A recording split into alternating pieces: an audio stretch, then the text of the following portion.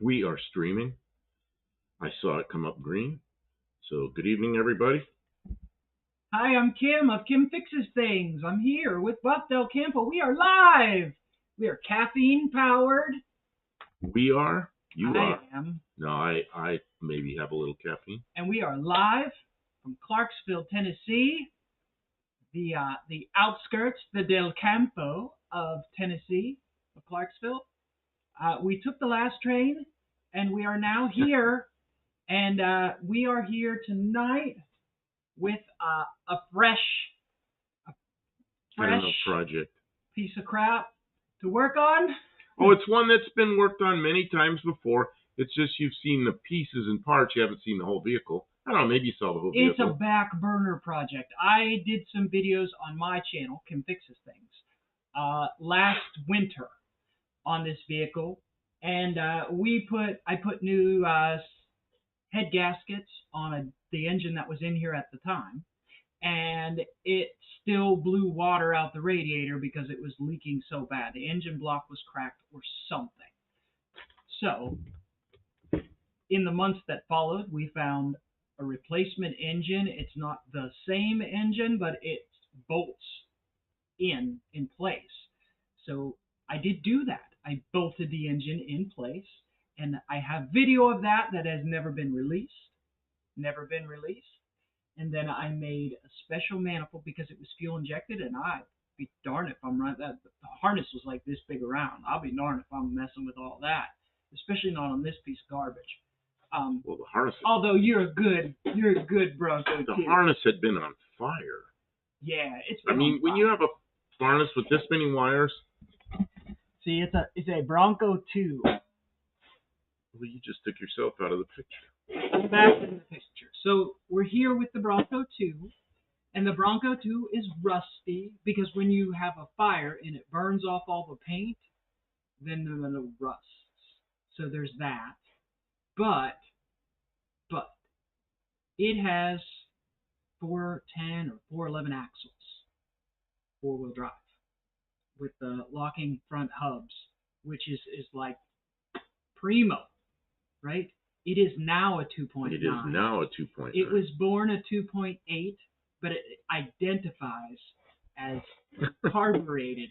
It's a 2.9 carbureted, which was never, ever a thing. So this is a prototype intake manifold that I have designed up in here that you can't see. Are you going to set up your other camera?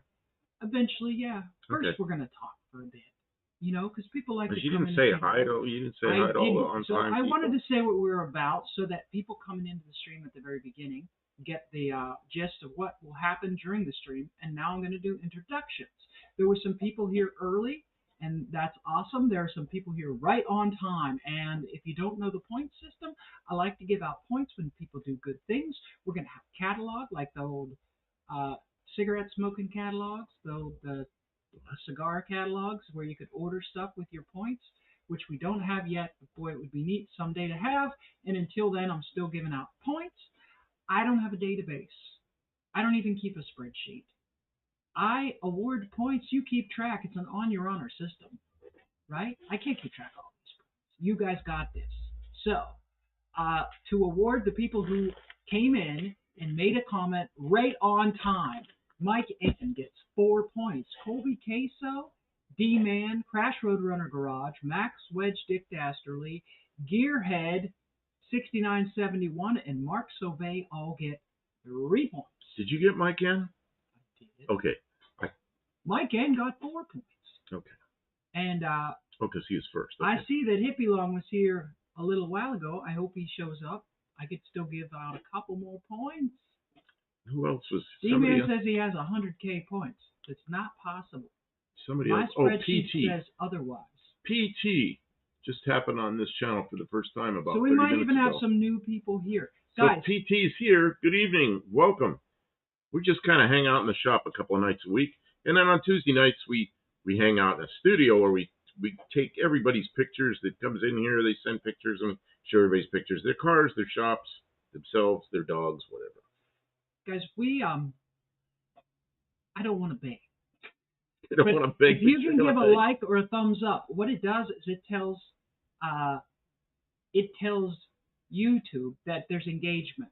And that helps us because maybe we'll get listed in the live section and some new people will find the channel that way. And our community, which could be good, it might be bad. We might get some trolls, but we might also get some really cool people. Like that's how you guys all showed up.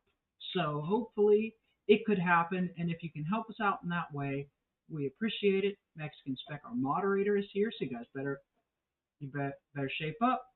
Ooh, ooh, ooh. You know what I forgot to do? What's Get my that? drink. But I'll get up in a minute. I'll wait a couple of minutes, and then I'll go get my drink. Hippie Long is here. Hippie Long, if you didn't get points, I'll give you 2. And LSU versus okay, football game. Yeah, I get it. It's that season. Thanks for even stopping in, or come back after the game or at halftime unless they've got an interesting show. Maybe they'll have Taylor Swift. You just don't know. So I can't compete with that. Mark Sauvé's here. He's back from the casino. He left a message earlier that he went to the casino. I can't do the casino. I just feel like I'm throwing my money away. Instead, I work on old pieces of junk. I like to throw my money away. And a completely different hobby. Kim I was talking to her about you going to the casino, and she was working on this thing, and she goes, "Well, it's no different than working on these things, buying all these old junk cars." I said, "No, because when you lose money in a casino, it's gone. But when you lose money on one of these things, you still got a car full of parts, and you got tires and wheels and brakes and wires, and anytime you need a part, you just go out to one of the junks and cut the part off, and you got it. There's something flying around in here." Mark Sauvé, at least she wanted you to go with her. I don't know. Make the most of it. Find something about it that you can enjoy. Go Tigers. Go Tigers. Casinos here suck. I'm sorry to hear that, Mexican Spec. I'm sure they would do anything to get people to enjoy the casinos. I know Vegas is not doing very well right now, and they are desperate to get people to. Yeah, digital slot machines. They're all digital where I was. They were all digital. I think it's all they're allowed to do. They're not allowed to have mechanical machines in it. There's I don't know. I lost what I was saying. Mark's the designated driver. Well, I don't know. Well, does that mean the other person's a designated drinker? Generally. Yeah, there was a casino right next to the Mexican border, just inside California, but it really wasn't California. It was part of the, I don't know, it's called the Q. It was the Quechan Indian Reservation. I used to go over there sometimes, and the deal is, I limit myself either $20 or $50, one or the other. I go in there as soon as I won anything, I left. So I always left with a little more than the 20 or a little more than the 50, and I didn't care if I won $1. I was out the door because I wanted to leave with more. But people win a little, and then they want to win more, and they just keep feeding it in the machine till it's gone. And there were a couple of times I won like $50. Man, did I feel good when I left. But mostly it was $1 or $2, and Andrew Button but says they had a Welcome in. really good restaurant in there. So there you go. See, that's an excuse to go to the casino, perhaps, right? But if they can't the Q had a great. What are you doing? I'm just trying to bring up our. Yeah, okay, yeah, I know, but I don't know why you're refreshing it. Okay. Because it wasn't working. Okay. So. Yeah, and Mike says he's seen some people struggling with gambling. Yeah, when you just like want maybe just one more and it'll fix me. And it's like, yeah, no. I was in the queue with a friend of mine, and we'd eaten in it's a really great buffet. So we'd eaten in the buffet. We came out, and I said, well, there's a slot machine over here I like, and I wandered through there. I find the one I like, and I put like $20 in it, like once, twice, and I won like $1. I came out it was like $1.60 a head. I went cashed in. He goes, "What are you doing?" I said, "I'm leaving." He goes, "Already?" I said, "I'm ahead. I'm out the door as soon as I'm ahead. I don't care if it's only $1.60. And he was shaking his head. He thought I should keep going. I go, "Nope, that's how you throw all the money away." Yeah, that's the most expensive cheap steak you've ever spent, says Mexican Spec.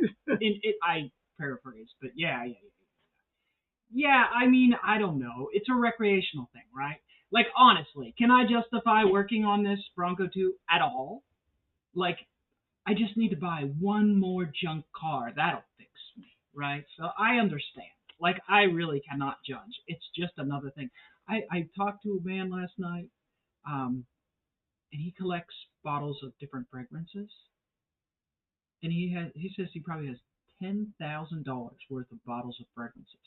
And I thought, that's crazy. And then I thought, wait, how much junk cars and spare parts and tools? Yeah, that's it. And I was like, you're not any crazier than any of the rest of us. You know? You don't play with scared. Probably means sacred. So they put a V8 in it. Never That's what everybody. spend- yeah. So everybody wants to put a V8 in everything. The problem with putting the V8 in it, right? It's not long enough. No. I mean, that's a problem as well. But the problem is it's a small, light duty, but also nimble off-road vehicle. If you want something bigger and more powerful, just start with something bigger and more powerful, because that's what you're going to end up doing anyways. Because you put a V8 in this, you're going to break the transfer case. Oh, and then when is you it even going to replace bolt up? How do you No, bolt it up a doesn't V8? bolt up. So you're There's going to nothing have to bolt. all nothing to welding bolt and up. fabrication, Yep. and then you're going to snap an axle, and then you're going to snap the other axle. You're going to have to replace the rear end, and then you're going to snap the front transfer case out of it, and then you're going to have to put all new front end. You're going to be, instead of this Ford axles, you're going to have to put like a Jeep front Dana 44 in it. Like, just to start with that. Like, you're never getting anywhere with this. This could be really fun if we could, or it might even be really useful around the property here. And it's small enough to drive up on my trailer, between the fenders of my trailer. So if we wanted to go someplace and do a little off-road adventure without, because I'm not paying to have this titled and insured and everything like that. It does have a title. Really just went big time international. Tommy Hanlon from Dublin and Tavo from Australia. Worldwide, guys. They just popped in. Welcome Pretty cool. in. And I'm sure we have Mark Sauvé here from Canada. Yeah, and Mexican Spec here from Mexico. Yeah, we're rolling now. Mark Sauvé installed a 302 from an 88 Mustang in an 84 Ranger way back when. Yeah, that's a. Was it a two-wheel drive? That's a good size truck. Did you use the I rear end that came from the Mustang? Because like this has a 7.5 rear end, which is not terrible. That's the same thing I put in the I put a 7.5 into the Dart, and it seems like the ring and pinion is pretty tough. I bet you it could take. Anyways, KMI chopped liver. Well, Mexican Spec. Do you identify as chopped liver? I don't know what to say. What's he saying that about?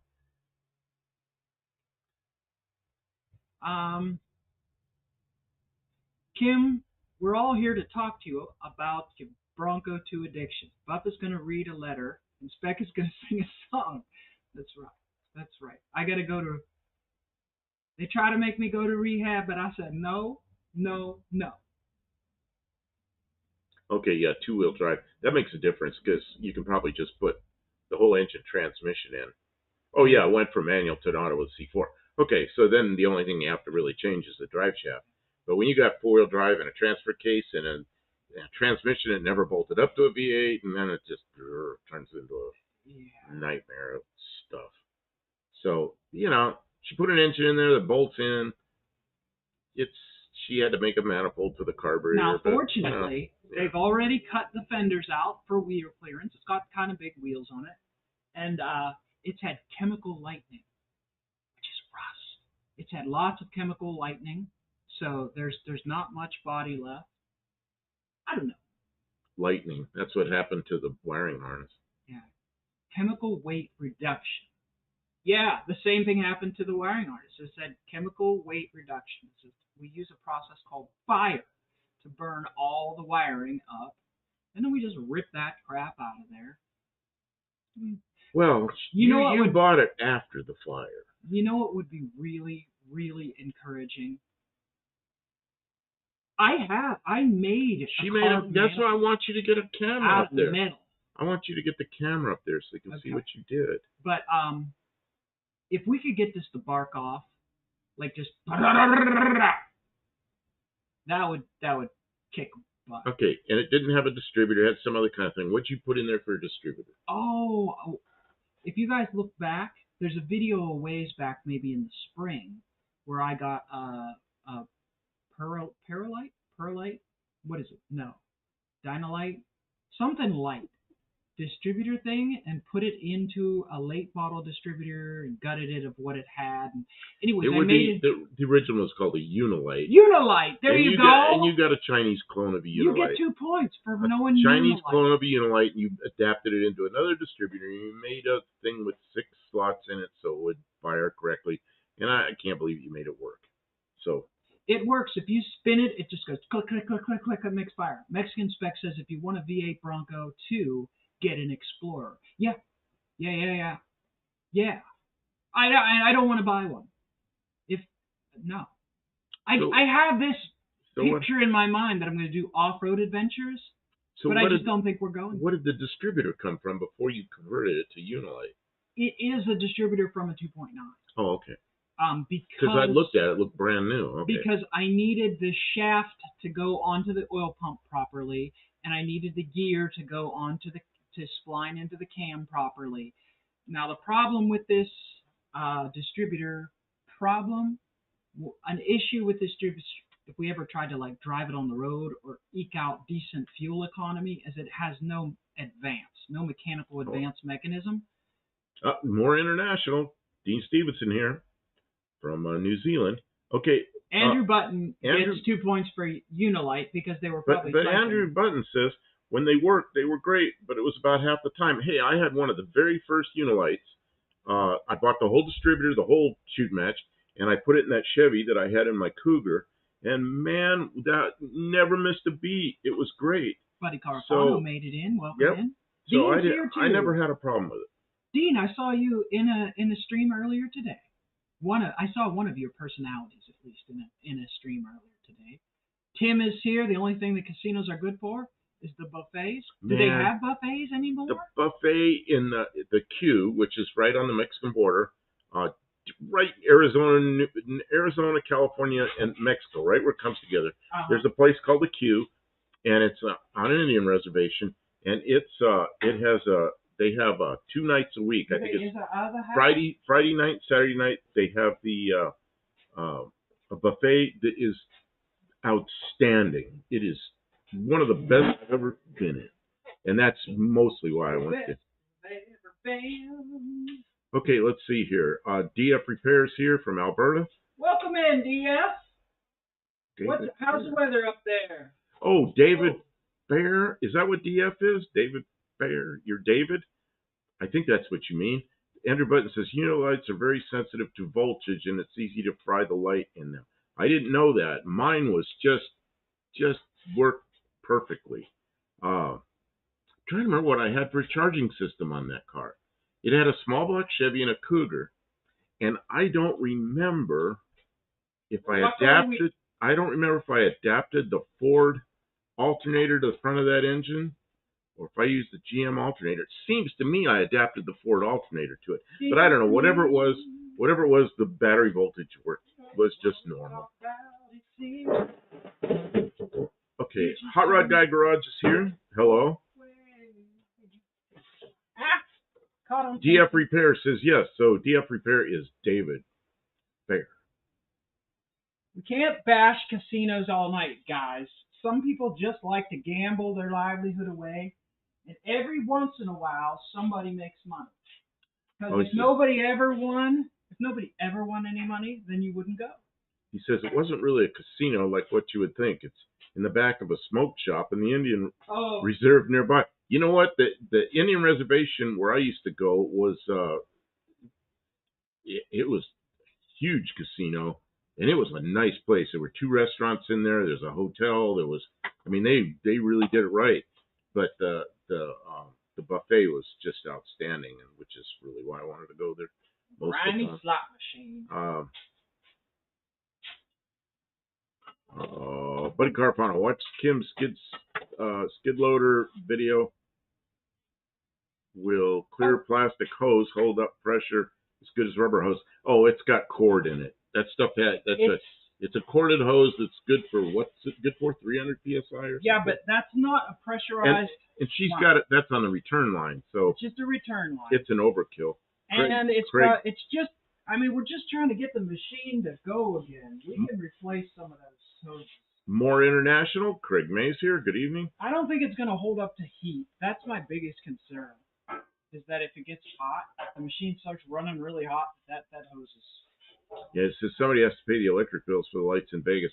You know what? I've been at casinos in Vegas, and I never do well there. I go in there. I'll limit myself to very little money. Only one time I ever won money in Vegas, and I was driving up there with my former wife, and we were coming into kind of on the south west side or southeast side, and there's an old casino there. Man, I got to go to the bathroom. I mean, I got to go. And I said, I think I can make it to the hotel, which is like a half an hour yet. And my former wife is going, just stop. And I said, oh, this is an old place. I said, you know what? I'm going to have to go in there, and I'll end up cleaning their bathroom. So I went in there and headed to the bathroom. She went in the casino, and she found a penny slot. She's over there working a slot. Well, I get done in the bathroom, and I did have to clean it. I came out, so she's playing a slot machine. So I went over to a slot machine, and I put $20 in, and man, the first pull, I hit like $260. Man, I grabbed that slip out of there, cashed out right there. Went over there and showed it to her. She goes, "What's that?" I said, "That's what I just won." I said, "Let's get out of here." So I cashed it in. This big wad of cash. As we're walking out, I said, "You know what?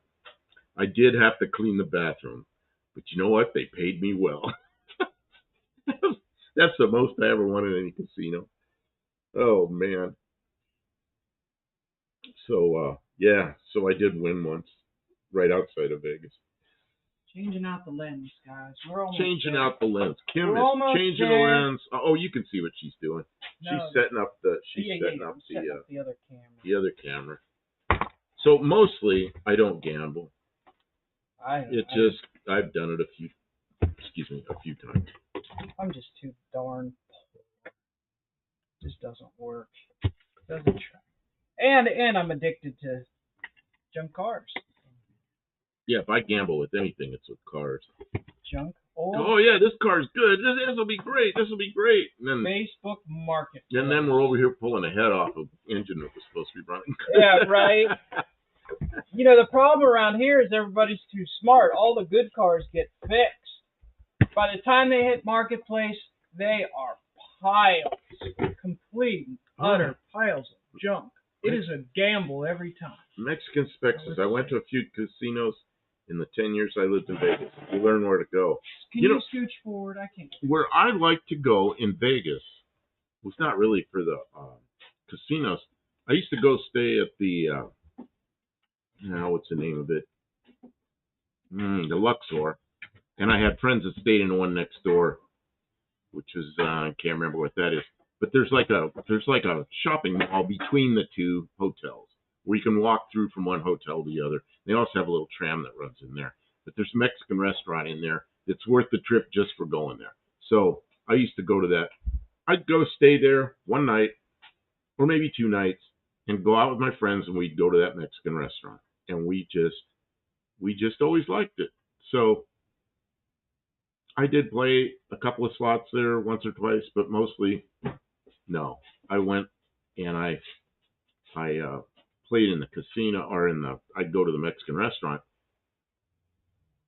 But the casinos, one of the things I don't like about the casinos is I don't smoke.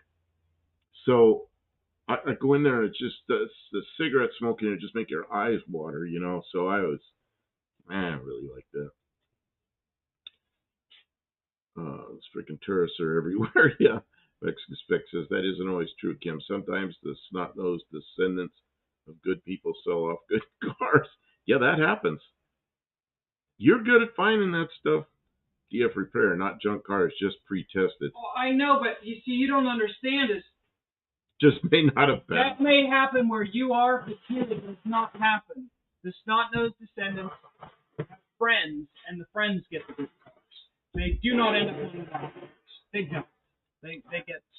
They move around here. In the military, there's a lot of energetic young people who chase down stuff. a lot of stuff that you find on Marketplace, it is passed a lot of hands very quickly, and people realize it's junk, and then they just pass Oh, it off to somebody I was else. going to ask Dean Stevenson's son. Do you know where a place called Loburn is? I think it's Lobun or Bern. Loburn. You know where that is? It's on the South Island, and I don't know if that's close to you or not. Oh, okay. It is on. Okay, but you still can't really see that manifold you made. Well, you kind of can. I can get close to it. Okay. I'll get close to it. You got to scooch over just a I smidge. don't know which way I got to do. This way. Now I figured it out. Actually, I'm going to get up, Kim. I got to go get I'm hurting without my drink. And I got mosquito bites all over me. We went out there digging around for a radiator. Okay, without a car, an American probably can't earn cash from a given job. Man, you have to have a car to get around. If you don't have a car in this country, I mean, you might be able to get by in a big city, but of course you can get by in a big city. If you're in New York or LA or Tucson, maybe, Phoenix, maybe, San Francisco, probably, but those places are expensive, you know.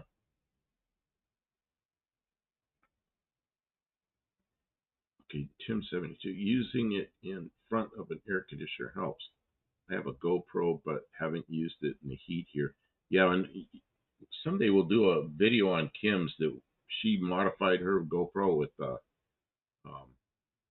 She made some what you call it?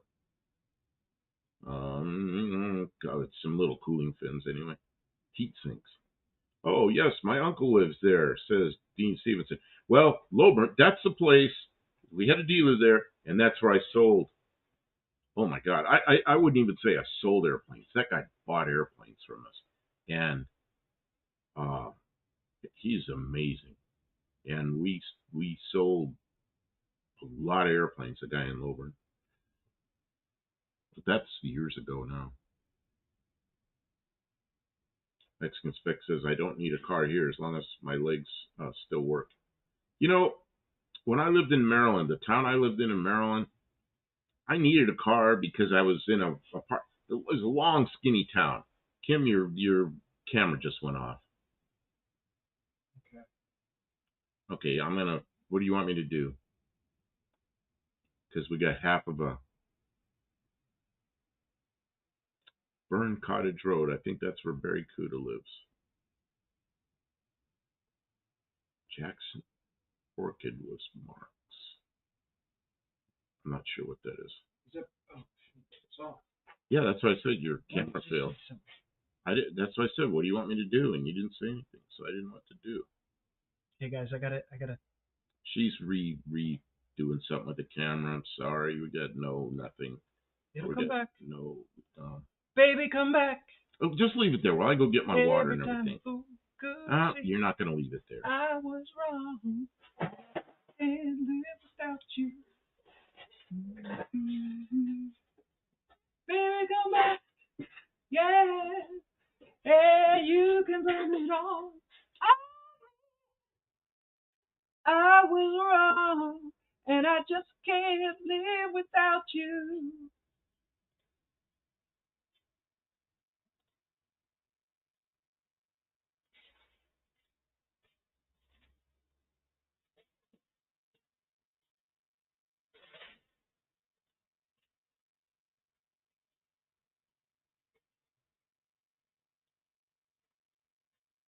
I don't know.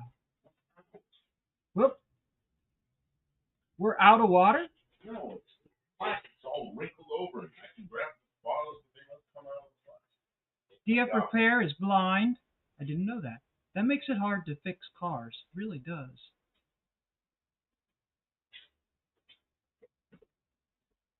The 10% won out. Well, they were, they was like, I guess it shouldn't be gambling. Can you guys see how that fabricated sheet metal What's intake wrong in there? manifold? The lighting. Oh, maybe it is okay. I cranked it up a little bit. It still just. Oh, you did something there, good. yeah? Because when I was looking at it a minute ago, it didn't look that good. I don't It's think all it washed out anyway. now, but it's. I mean, I think you need more light under the hood. Yeah, that could be it. I changed some things, and I mean, where's some? Kim's messing with it. I'm messing with stuff. Look at me go. Messing with Making what's a with mess. You can see it. DF says the screen went black. Was it fixed? Yeah, he must be a little bit delayed. Make sure your red stripe is all the way up. Make sure you're actually live. It's always Kim's fault, not your eyes. That's right. I am sketchy. It's a sketchy system. You know what? Go and watch other live streams. I mean real live streams, not recorded live like a talk show. Go watch real live streams. They sit in front of the camera and talk, or they wander off. They never have a camera too. They never have a cameraman looking at the work because it's very, very difficult. We are bleeding edge, and I don't mean to brag because Any reason? No. Is there any reason? I don't. Pliers. Shut. I don't mean to brag because we're just working on this old piece of junk. But in our little humble garage, we are running the most technically advanced automotive live stream out there. Tell me anybody else who's doing this with a camera too, who can move things around. They've got, like, I've invested some time and effort and money. She's got as much money in cameras as she does in cars. I do. It's my fault, but it's also, you know, when you are operating on the bleeding edge of what technology has available, you cannot expect to. How often do I completely crash this? That's right. Take that, Derek. Derek sits and talks on his phone when he's live streaming. Wait, no, Vice Grip Garage, Derek. I mean, he doesn't work on cars live. He records it. That's different. That's different. Live is difficult. It is its own unique thing.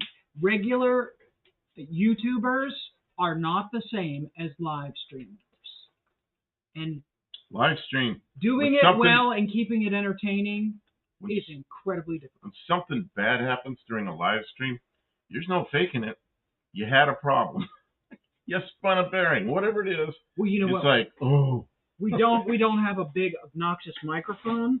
You better believe. Yes, we do. Yes, we do. See this thing? She makes me use this thing. I got to keep it like where I can talk into it, but it doesn't show. We tried using the big obnoxious microphone, and it doesn't work as well. So we did away with it. The voice sounds real good, but man, you got to be really close to it. So it's annoying having this thing in the picture, you know. You know what? It has a different tone to it, and it's really nice. But you have to be like up next to it. So we put it like down here, and it's sort of out of the picture a little bit. But it's for lives where we're moving around. It doesn't really work. It doesn't help. It's Dallas Brown's AHRA garage, the big one. The big one. Does he have an extra mic? He may. I don't know. AHR garage. I mean, they do a good live stream. Don't they get do. Me wrong. That's my favorite live stream. But they don't work on something while they're streaming. Well, they're not doing stuff in the shop because it's hard. Dallas he's in his bedroom. You see his bed behind him. But now you got a green screen, so you see your van back there and some other cars from the first year of No Name Nationals. He's got a picture back there. Tim says, I'm getting my camera stuff, batteries and chargers and cables ready to bring to the No Name Nationals. That's awesome. The Mexican Spec says he's been on Vice Grip Garage Live and he has thousands of people in there. Yeah, you know what? It'd be nice. He's popular. People like him. He's entertaining. He got in there early and he's an entertaining guy. He's got like 1.5 million subs, you know? I don't have 1.5 million subs yet. I mean, it's not luck. The guy is an entertaining guy. He's got a really nonchalant sort of way about him. He's very charismatic in that sort of way. He's real smart about cars. Do I have an email for Dallas? I bet I do, but not here. I'll have to chase it down. Is it a Princeton Dragway one, maybe? No, that's Is it at no, AHRA? Princeton Dragway is John Wilburn. John Wilburn. Yeah.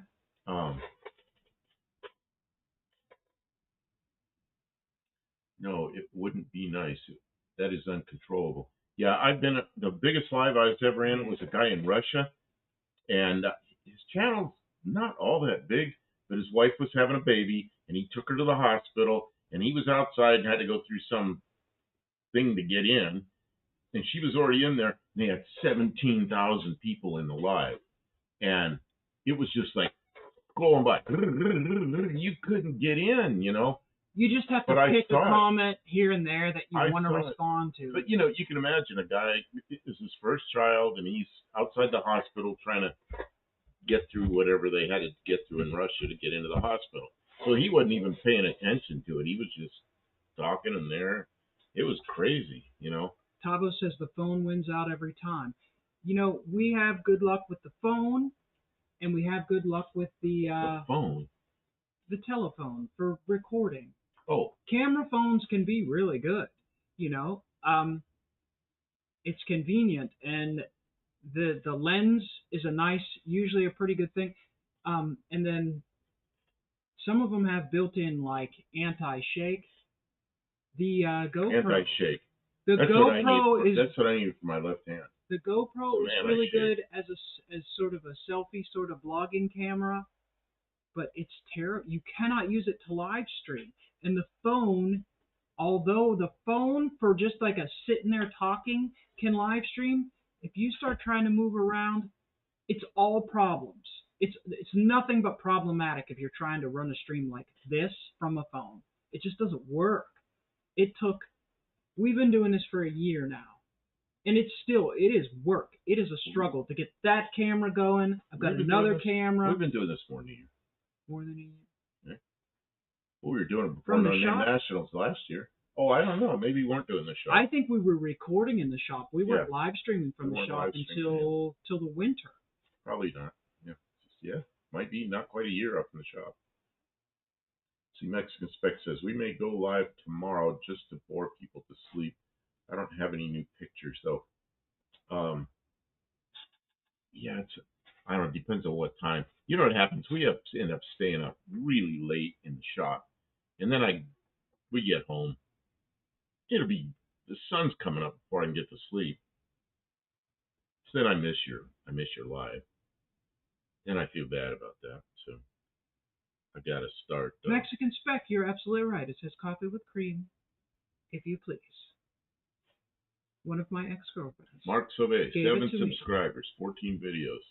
Oh, we got to go check that out. Everybody has to start someplace, Mark. And it can seem weird to go watch a live stream when you don't get to participate, but I think not us, but I just mean the community of streamers, meaning like everybody who live streams, has generally spoiled viewers with the expectation that they get to participate, that they can be seen, you know. But when you get to the level of like Tony, he doesn't respond to a lot of people. He only responds to the people that Kathy reads out to. But when him and Dr. Art are streaming, it's usually nights where it's smaller streams, and they talk to lots of people, you know, and so people get spoiled by that. But then they beg bigger streamers to do it, and it doesn't necessarily translate. When your community gets so big, it's hard to talk to everybody at once. Yep. Tavo says, my phone let me down big time at the Chrysler show a while back. Pixelated to crap. Yeah, there was a really cool stream that we were watching of you. See, that's the thing. Something like that where you can't be sure of the internet connection, it's better to just record and do a quick edit on and show later, because streaming, it just doesn't translate to every location, every situation. Have no fear. Potato! Dougster is here. Welcome in, Dougster. Are you about ready for No Name Nationals? Looking forward to seeing you there. Mexican Spec got new tires on his Durango. It didn't go well, apparently. Although, in Mexico, I think auto repair goes a lot better than it does up here. Tim, it's great to have your camera at No Name Nationals, but don't. It's very loud. I'm not saying these are bad things about the event, but they are things that make it very difficult to do camera and video work. It's very loud, and it's not just noise. There's constant announcements. When the cars are running, the announcer's talking. Or there's music, and then there's copyright, so you can't record music. It's very difficult to have conversations with people because of the noise. It's fun noise, but yeah, you can't talk over it, unless you're like way over in the pit somewhere, maybe where no one is. Yeah, and then you still hear it. So, if you're gonna go there, maybe it's nice to take pictures or short videos of walkarounds of the cars. That's kind of cool because you don't really need sound. Mexican Spec, when I've been down there on Tony's, Kathy's got a phone in her hand, and she's doing, I don't even know how she can do it, because she gets up, takes a break sometimes. They'd hand me her phone, and it's just, you just touch the screen, it scrolls so fast one way or the other. I don't know how she does it. What she does is impossible, and so of course she misses a lot of the chat. You just can't help it. And of course the chat's moving pretty quickly. And then she reads the stuff and Tony responds. And they're going to miss a lot. Dougster needs 2 new tires. You still got time, Dougster. Having good tires is good for a long road trip. Yeah, even when it's Tony and Dr. Art. I don't know what they're using. That night we were down there in their shop, they were using a computer with a webcam, and it was pretty good. 2 things. They had a computer going with a webcam on Tony's, and then Dr. Art had his phone because they had 2 lives going at the same time. Separate lives, yeah. On the same project, and it was really strange. And you had to remember not to stand in front of either camera. It's like, oh my God, you can't stand there. You can't move over. You can't stand there. You're blocking. Yeah, okay. Pretty soon I just backed way off. Try to stay out of the way. Mark Sauvé says, in the Rust Belt of Eastern Canada, he's ordered rear calipers for his Silverado before I tackle the left rear brake hose. Yeah, that sounds like a good plan. You might as well just install them unless the ones that are in there look perfect, which they're not going to. So I wish you luck. There's a bug flitting around here. Yeah, I'm tired of it. I don't know how many times I have rounded off the little Barrows is here. Did you see Barrows? No, welcome in, Barrows Garage. I didn't see you come in. Because we're all talking instead of paying attention. Anyway, go ahead. The little nuts that hold little bolts that hold the calipers on. There's been times where I had to, with the cutting blade, cut the heads off of them and pry them through the backing plates to get them out because I couldn't even take the nuts off or the bolts out of them. So yeah, I understand Rust Belt. It's rough. Do you have some brake line and flaring tools prepared? Because that's the other thing. Tim. Bleeders will You're going to be at No Name Nationals. I want to say this to anybody. A lot of you, I know your names, but I have no clue what you look like. I know Dougster, and it's okay. I've seen Dean Stevenson in pictures, but I don't think he's going to be there. But any of you that are there, and you see me, I'm going to walk past you, and I know who you are. So come over and grab onto me and go, hey, I'm Tim, or wherever you are. I always tell people what your screen name is. Then I'll pay attention to you. And it's because I don't recognize you. If you walked up with your screen name on your face, yeah, I'd probably recognize you. Feel like we're shouting tonight. Are we excited? I don't know. I'm having a good time. I'm glad we're here. Welcome to our Saturday night stream. Everyone. And Stray Bullet's here. What a great group of people to have. Stray Bullet, where are you? I thought you were one place, and now I think maybe you're in another place. Buddy Carfano, bleeder screw probably rusted solid. Oh man, that's Ohio. When I was in Ohio, everything was rusted solid. When I put the new calipers onto my vehicles, I pack them in with antacids in hopes that the grease will keep the water out. And it doesn't even matter. Mexican Spec. No, they didn't all sign the ban. How many people signed the ban? Probably Some people signed 15, the ban. maybe 18, 20, something like that. But Some people there are did. people that have channels, that I knew who they were.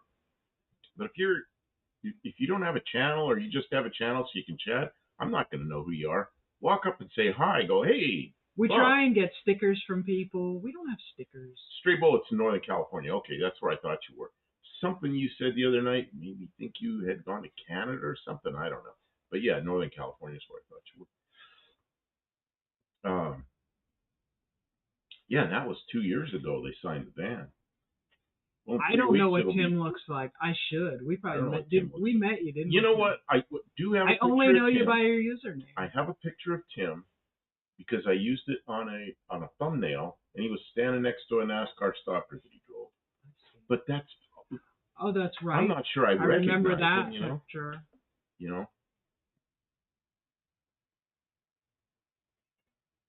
Mark, as parts from a preformed brake line kit I bought a couple of years ago to replace the front brake line. All right, there you go. Well, you're prepared. It sounds like you'll get through it pretty quick. Hey, I noticed something about your dart. What about my dart? You peeled Rick's sticker off there. Is that the one that... I did not peel Rick's sticker off. Rick's sticker was not color fast or what? Faded out, yeah. You know what? It wasn't really. It was more like a paper sticker than a vinyl sticker, and it came apart. So I'm gonna have to talk to him and get a new. I need a new sticker. I didn't take it off because I didn't like them. It came off with the pressure washer. Well, I knew the color had all come off of it. Yeah. And then I noticed the whole thing was gone. So, because I was gonna go over there where the sticker still was, and I was gonna write his name on it. The sticker was gone. Look for the cars. You know, it's even hard now to know who everybody is by their car. I try when it's a little easier now because the new people come in a little slower, so you have more time to sort of get to know them. So I'm learning. Oh, thank you. But there's people who I only know them by their channel. I don't remember their names and stuff. See, there's the trash can. Non-flip overable trash can. The Durango is 7 or 8 inches wide. The new Chinese tires were not. Oh, that is a problem. Chinese tires? There's no Mexican tires? Yeah, the tires come from Mexico. They make tires in Mexico. Oh, I'm sure they do. Why did you buy Chinese tires, Mexican Spec? I'm sorry. Name tag, I be buff. People know who I am because I'm on the screen, but like if I look up here, Tim, it's like, man, I've seen one picture of him like 2 years ago, a year and a half ago, something like that, It's like, and there's like thousands of people there, That's my friend, and Dougster I always know because he walks up with a potato. Nobody else walks up and hands you a potato. First guy I ever knew that walked up and handed me a potato. Man, that worked, Dougster. I never forgot you. I don't think I would have forgotten. Dougster's a memorable character, and he live streams. If you guys don't know, I think everybody in here already knows. But Dougster Wolverine Garage, check them out. Dougster is on Monday nights, and he is an entertaining guy, and he talks for, he interacts with his stream directly the whole time for a couple of hours, and he's a good place to stop in and say hello for a little while you're relaxing on a Monday night. Barrows is my name, so when people call me that, it works. Yeah, it's Barrows instead of Barrows. Well, I thought that was really clever. Well, everybody calls Dylan Levi. I was watching Levi. Yeah, Dylan they call him Levi. I was watching last name's Levi. Dylan. I guess he was TIG welding the cage in for somebody garage. I saw that. Moose. Who was it? Whose garage was it? Who was he? Anyways, see, I should know this stuff. I saw that stuff was happening. There was like 3 different channels were simulcasting what was going on. It was like a 5 hours, 8 hour, 7 hour live or something, and I thought, we do that sometimes. Yeah, I know, but I couldn't sit and watch the whole thing. I get other things to do. You stop in, you say hello, you see what they're doing, you click on the like button. That's how you support your friends in the channel. You get to see Tony's Hot Rod Garage. Why was I thinking it was an M name? It's Tony's Hot Rod Garage. Thank you, Dougster. You get 2 points. for knowing what's in my skull. And a bunch of people were there. I think Miss One Eye Cat was in there, and some other people. Did they finish, or Mexican Spec says I have done a 5-hour live? The longest one we did, the longest live we did was about 7.5 hours, and that was the night that we were working. We still had the head sitting on that bench, and Mexican Spec says, "You're going to have it running tonight? You can have it running tonight?" But no, not a chance we're going to get this running tonight. Well, 7.5 hours later, it was running. And we just left the live running. We didn't go to Waffle House afterwards. We left the live running until it ran, which is crazy. So sorry about that if you were here for 7.5 hours. But it was fun. Levi is kicking Major Booty. Levi gets a lot done. You know what? Levi is doing Tony's Hot Rod Garage a solid, because mobile TIG welding services is hundreds of dollars an hour, and he's there all day TIG welding his cage in, and like certified quality welds to put his cage in for him is rocking, kind of like, who does that? I mean, that's how you build friendships, you know. You know when I met him? Maybe the same day you met him. Oh, we met at It was the same day I met you. Yeah, at the restaurant. We met at Lambert's. First day at the first annual No Name Nationals. We met at Lambert's, and Brooke was sitting next to me, and he was sitting right there. And Brooke was, I was telling her, you put your hand up, catch one of the throwed rolls. She's like keeping her hands down. She's afraid. And by the end of the evening, she was catching throwed rolls. She could see them. That's pretty good. Mexican Spec drove the Mazatlan. Is that the Volkswagen? Mazatlan. Is that the Volkswagen truck? That crazy looking one? I don't think so. Oh, okay. He Anyways, said he didn't want to drive. He didn't want to drive that thing any further. Delivering another one. Well, that's why he had to get tires on his tow vehicle, because he's taking it to the border. Towing it. And he's going to try to go live in the afternoon. Do you want to go Mason on? Says what? Do you want to catch his live stream? Because if you do, you should probably set your alarm. Mexican Spec. Yeah, what time is it going to be? He says in the afternoon, so it'll be a lot earlier here because of the time zones. Yeah. You should, Mexican Spec, if you can nail down a time, we'll try and be there and support your stream a little bit. I'm sorry, we always miss your stream. The 5-hour live was in the Black Dart. I was in that live. I remember that, but I wasn't there for all 5 hours. We're terrible about missing people's lives, especially during the day. Because RC Industry usually does a weekend live in the morning. We're not awake in the mornings, but we could be. If we have something to do. A lot of times we're here it's getting light out when we go home. It's not hard to wake up and participate in the live stream. It's not like you've got to get dressed. Like today, you just sit there in your morning slippers. I've had a lot of trouble sleeping, and I finally went to sleep a little before noon, and I woke up at 4, so I got 4 hours sleep, but I felt really good because I hadn't slept in so long, But Dean and Dudster said they went through a whole tank of argon TIG welding. My God. Yeah. It's a lot of work. And I'm sure he's doing it it's for his friend, and it's his name's, everybody knows he did it. I'm sure he's doing quality work. They're TIGging it. Are they using chromoly, or are they using mild steel? I didn't see what kind of steel. Because see, if you're using chromoly, you have to TIG weld. The chromoly, you can use a thinner tube. Whatever they're using, it's roll bar quality. So I know they're not using. Yeah, but the mild steel. I know they're not using. You have to use a thicker tube. Well pipe or anything crazy like that,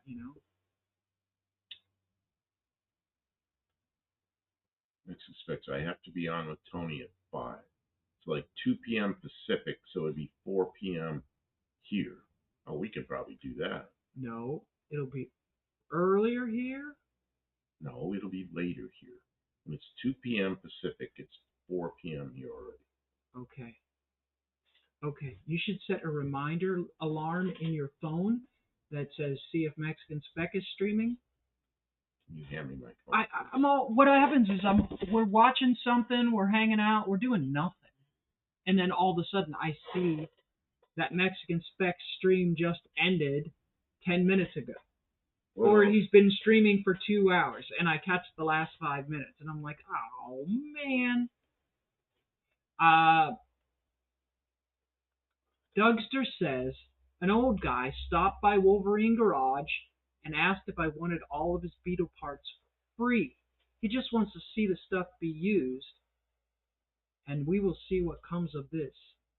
That's awesome, Dougster. Good works. When you're doing good works, opportunities show up. You never know what will come of it, right? Okay, I have my alarm set for 10 minutes to 4. And that way... And Dougster's not out there begging for parts or anything like that. He's just doing his thing. And some good Samaritan's like, hey, I got a garage full of parts for you. And sometimes it's impractical. It's halfway across the country for a bunch of old junk parts. But sometimes you end up with some really nice stuff. Look at this. This is very good. It says another tire that was popular here in the early 80s is the Goodyear Rally GT. Wide. I like this. And cross plies, I think, which is what they are. We call them bias plies, but cross plies is really what they are. They look good. Stray Bullet says welding is a good trade. It is. You'll never starve as a welder, but it's hard work. It really is. There's a lot of people who will wash out of a good welding program because it requires. You know my youngest son. Yes. Tom. Yeah. So when he was in high school, he was with me doing something, and we went into. He never had work. He'd work like in a pizza place for a week and quit because it interfered with his football or something, you know. So I always wanted to get a good job, and he never had good jobs, almost never, and he wouldn't stick with it. So we're in Harbor Freight, and I'm going, come here, I want to show you something. I said, this is this kind of welder, and this is how this works, and this is a wire feed welder, and this is a stick welder, and all that. And he's standing there just looking at me like he's bored. And he goes, yeah, I know. And he goes, I'm a certified welder. What? He goes, yeah, we had to do that in high school. So you're kidding me? You got a weld? You're a certified welder? He goes, yeah. I said, go get a job. You know how much money you can make? He's got a really good job goes, now. I don't want to do that. I mean, I don't blame him. It's like, it can be pretty rough. I know, but you work at a pizza place. Yeah, I don't know why you'd want to work at a pizza place. Well, now he's a programmer. He makes really good money. He does really well. He has a nice house, and but now his he's family like is 32 well years old. I missed something. Twisted Mopar Garage came in. Hell, welcome to the stream, Twisted Mopar Garage. Glad you're here. You made it just in time for us talking about. We were talking about Tony's Hot Rod Garage Dylan was TIG welding in the roll cage today, so that's what we're talking about. Barrow says that weld casing is legal for roll cage, but it's way heavy. If they're using mild steel, it's strange that they would be TIG welding. Right. Well, unless you're... I mean, the nice thing about TIG welding is you can get the TIG torch up around where you need to get at if you're doing it inside the car. So it's just you got to do position welds. I can't do that anymore. I always struggle with it. Depends on the welder I have. I like the TIG welders with the little control right here. Some of them had a little wheel. Some of them had a thing like a little lever you move. But a lot of the guys that I worked with used the pedal, and they'd be stretched out at some crazy thing, you know, working the, you know, doing position welds. And I really, really disliked that. Okay, you just went away from me. Don't worry. You're here. I know, but I could see you. So anyway, position welds with a TIG, if you have the hand control, to me, it's pretty easy. It used to be easy. My hand's too unsteady now. Okay, so now we see your intake manifold. Okay, what I want to do, are you going to go over there and do something or what? I don't know what you're doing. I just wanted people to be able to see what we're working on for a moment because a couple of new people came in. This is a manifold. I gotta go put this away before it gets going. Okay. Go have at it. We're working on the Ford Bronco II. That is a 2.9 liter engine, and that crazy looking monstrosity that is sitting on top of the motor is a sheet metal fabricated intake manifold. It's a prototype, and with a single barrel carburetor, Holly 1920, and we dragged this beast that's been sitting out in the shed. We beat back some of the spiders and bugs. There was some big hairy spiders living in the Bronco II, and we pumped up the tires. It took us about an hour to maneuver it in here because it's been dead for so long. But now, since I have a clean floor, a dirty floor to scoot around on, I got the torque converter bolts hooked up, and the next step is to get the starter bolted on and sort out what we're going to do for a radiator. You can see it way in the background. No, this radiator is too tall. It like what happened to the other radiator? We left it out like there. this. It was at a big hornet's nest. Oh yeah, it had a hornet's nest. You were going to go wash the hornet's nest. We were going to kill the hornets and wash it out. Do that in the daylight. Yeah, it would be really nice if we could get the starter in this, pour some gas in it, and get it to bark off. I don't know where the timing is set. I know I have the distributor dropped in the right position, but I don't know. It's an automatic. Last question. But a Garfon. It is an automatic. It's a 4x4. Straight bullet. I mostly weld outdoors, so it's always stick. See, we have the outdoor welder we have is the what do you call it? Flux core. Yeah. But mostly we don't weld outdoors. We weld it here. And I like the MIG because you got a real shaky left hand, and with TIG you got to be steady. And I just, it's those days are gone, So I don't TIG anymore. In fact, I lent my TIG welder to somebody. It's not even here. Mark Sauvé says it reminds him of a friend's 69 Newport with a 440 and an 871 blower. He fabbed an intake like that, and everything fit under the hood, no holes, and the carb was behind the headlight. Well, that's the thing, right? The manifold comes up, over, down, and then does another J so that the carburetor can sit over to the side, but it's still all sort of equal length. And then I made it kind of flat so there's not this huge air box, because you don't want Why that don't you big clip of it on there so they can see it? Well, I just had it, and you told me to get rid of it. So I'll move around, because when you move around, you get like the 3D effect of understanding. Move around for a second here.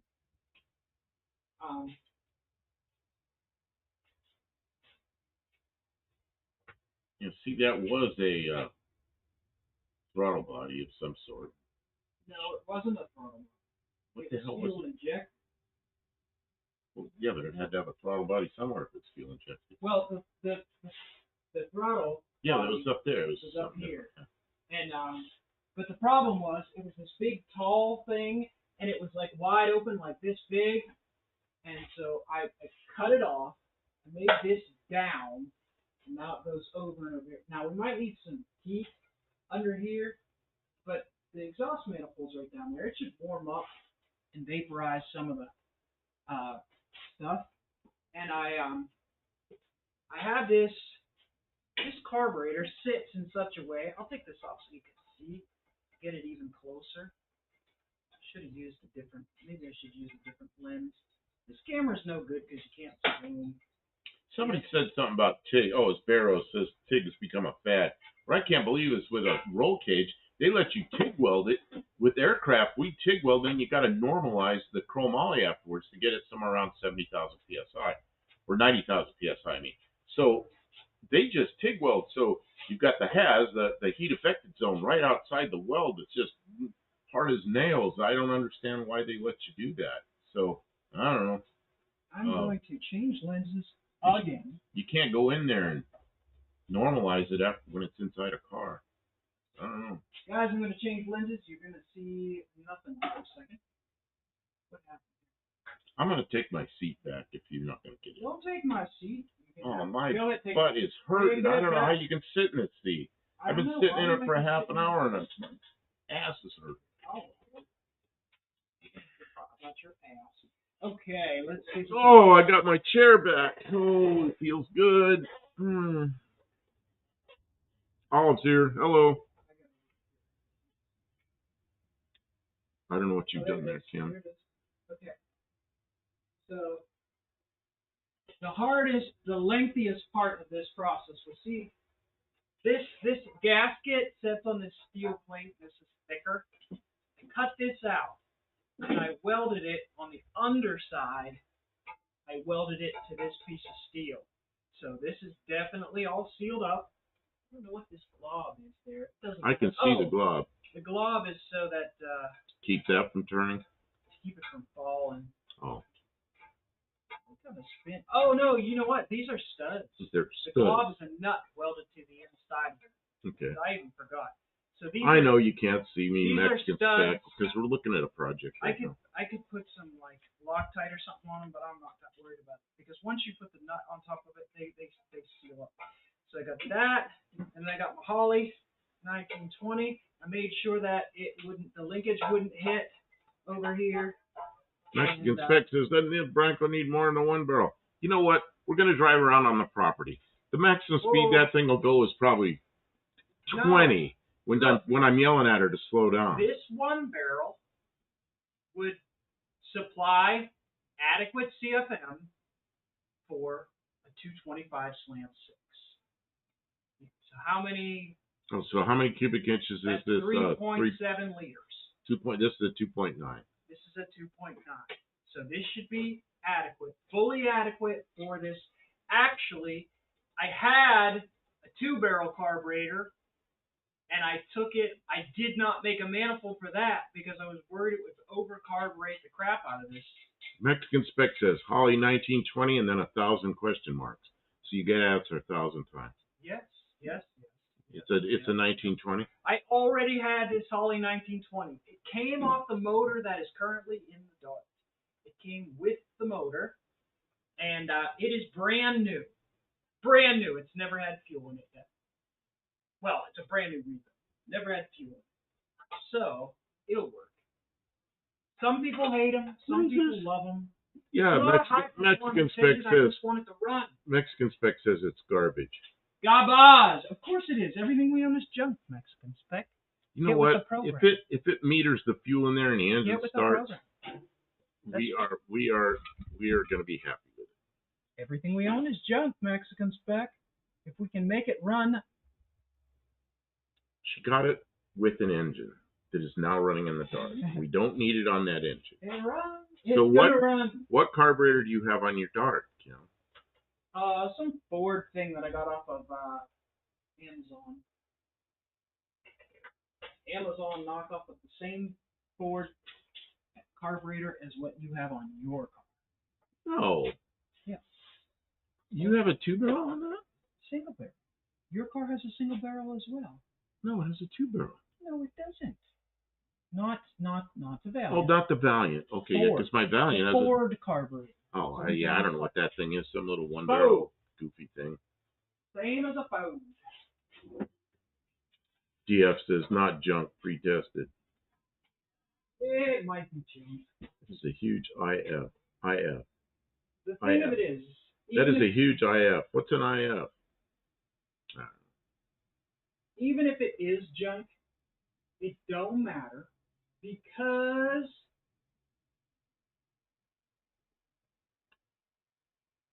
I don't know. It just doesn't. Oh, whatever you just did, washed it all out. Washed it all. I got too much gain. It was looking really good, and then it just went, whoop, there, that's closer. That's better? Yeah, it's not too bad. I could probably even.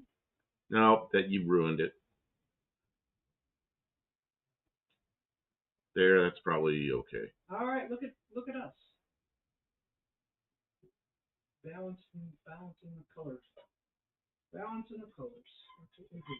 Arrows in aviation, you have to normalize to keep the welds soft, so they move soft. Yeah, 90,000 psi. So they move with the material. Automotive, you don't really need as much unless it's cast steel iron. Yeah, well, the thing is, when you weld right outside the weld, the heat affected zone, it's getting pretty darn brittle. I guess it's thick enough. I'm gonna go grab the starter. You guys, Now if you're on good behavior, I'll give everybody 3 points. But if you give him too much grief, I won't give you any points. How do you like this? My trash I will can preemptively give you guys, everybody who's in the chat, heck, everybody watching gets 2 points. But you have to be on good behavior while I'm getting parts put together and talk to this. Don't give him any grief. No guff.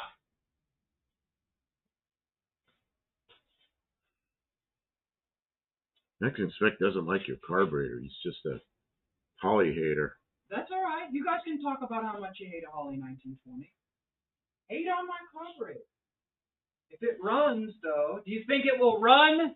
Will it run? What do you think? No grief for Buff. Grief for Kim for leaving. No, she's got to go get something. I gotta get parts. Her starter's out around in the shed over there. Okay, so back to Barrows. Yeah, our welds on chromoly were on 035 wall tubing. You'd never use that on a car. In fact, I built some airplane parts that were 028 wall, if you can believe that, to try to keep them light.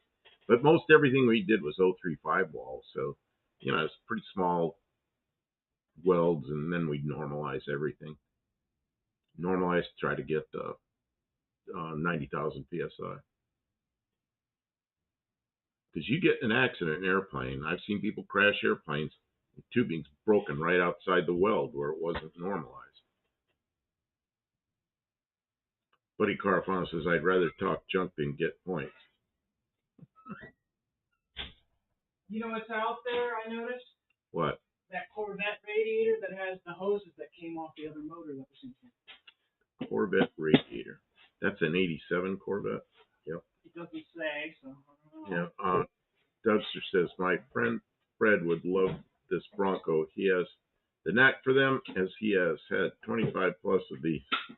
The more they fight him, the happier he is once they're sorted. You know what I liked about him? I liked that back window that wraps around the top. I thought it looked kind of cool. But now it's old and that thing's, I don't know. I was in it when Kim was towing it yesterday, and the interior, it's filthy. But I was looking at it, and I go, it isn't that bad. It just needs to be steam cleaned. It's old enough that I'm not going to have, old enough and junky enough that I'm not going to have to feel guilty about what I'm about to do to it. Josh Holmes says, I don't know how good Hollies are. I don't work on cars. You don't work on cars. What do you do?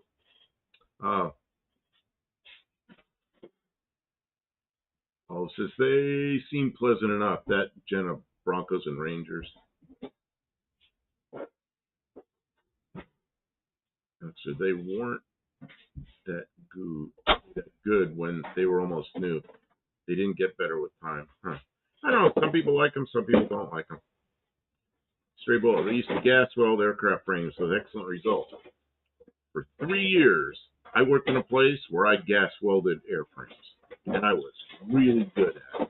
And you know what? When you gas weld, you don't have to normalize it. You just have to make sure no air is blowing on it as it cools, because of course you got the cluster all red while you're welding it. And I was really good at that. And just when I went to Titan aircraft, rarely would we gas weld anything. We had a guy there who was a TIG welder, and he just sort of took over with that. And I could TIG weld some. And every once in a while we'd be doing something, and I'd be there late with another guy, and I just grab the torch and weld a cluster or something. He goes, what are you doing? You're going to do that? And I go, yeah, I'm better at it. I'm better at this, and I weld it with a torch. But probably not anymore. I can't. My left hand is just not steady anymore.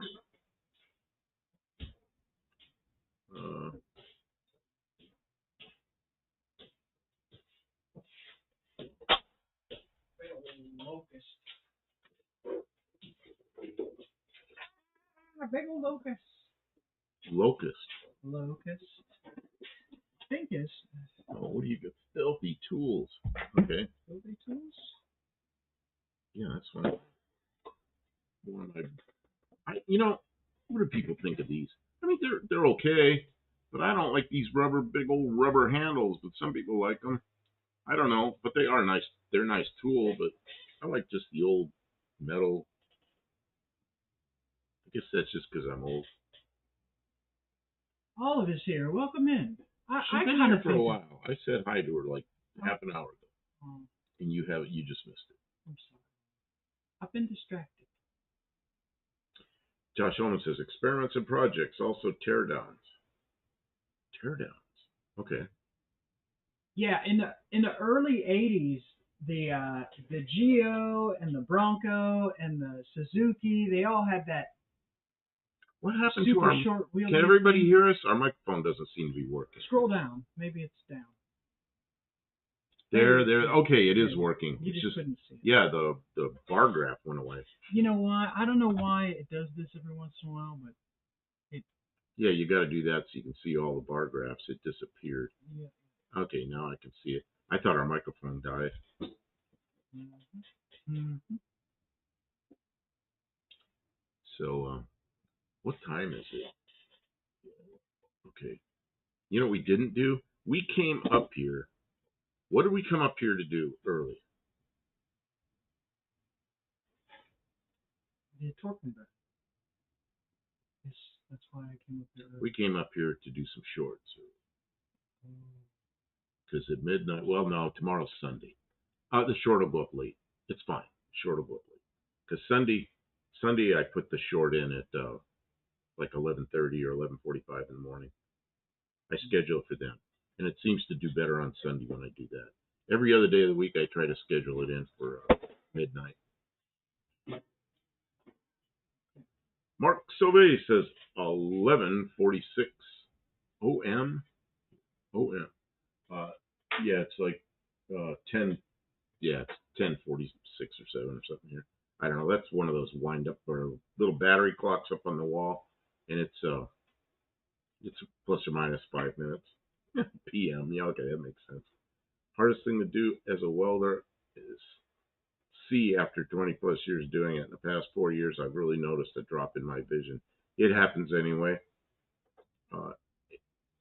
Always use the hood, but that's a lot of exposure even with the hood. Yeah, you know what I did? I noticed at some point I started going with a darker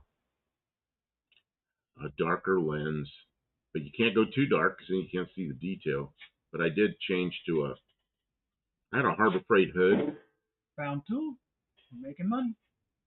Oh, disgusting, dirty tool. Okay. Yeah. I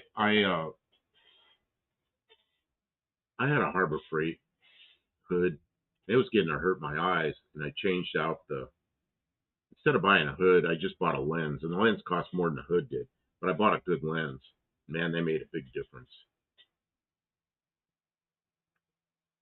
But Carfano, I like the S10 Blazer better than the Bronco II.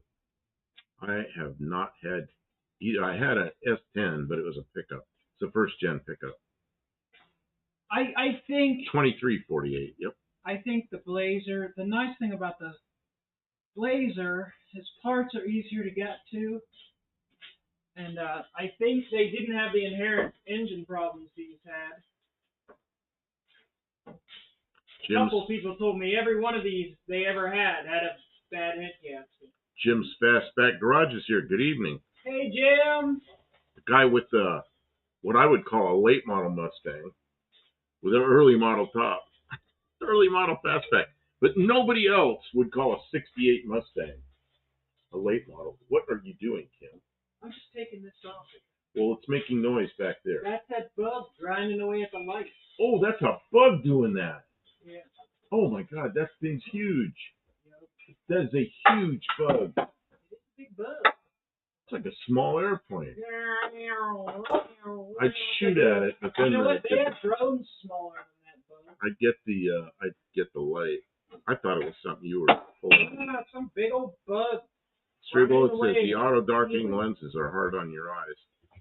I don't know. I guess I don't know. That's what I've heard. It depends on which ones you have. I tell you what, they made it so I could. Man, it's flipping your hood up and down all the time. I was so good at really doing this all the time. Yep. And then sometimes it didn't line up, and it was just Then struggle. Yeah. So I like the auto darkening ones, but you got to buy expensive, good lenses. You can't buy the cheap ones. Just like everything else. Buddy car found a 4.3 V6, good motor. Yeah, I had one of those in a van, in a Chevy. What do they call those vans? Somebody will tell me. Yeah, I had 4.3 in one of those vans. I was amazed at how good that thing was. Stray Bullet says the 4-cylinder Broncos were bulletproof. Well, this is a V6, but it was a 2.8. Now it's a 2.9.